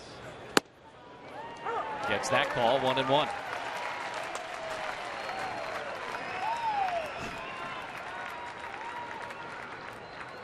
It's tough. I mean, it can't happen. You got to get a pitch up.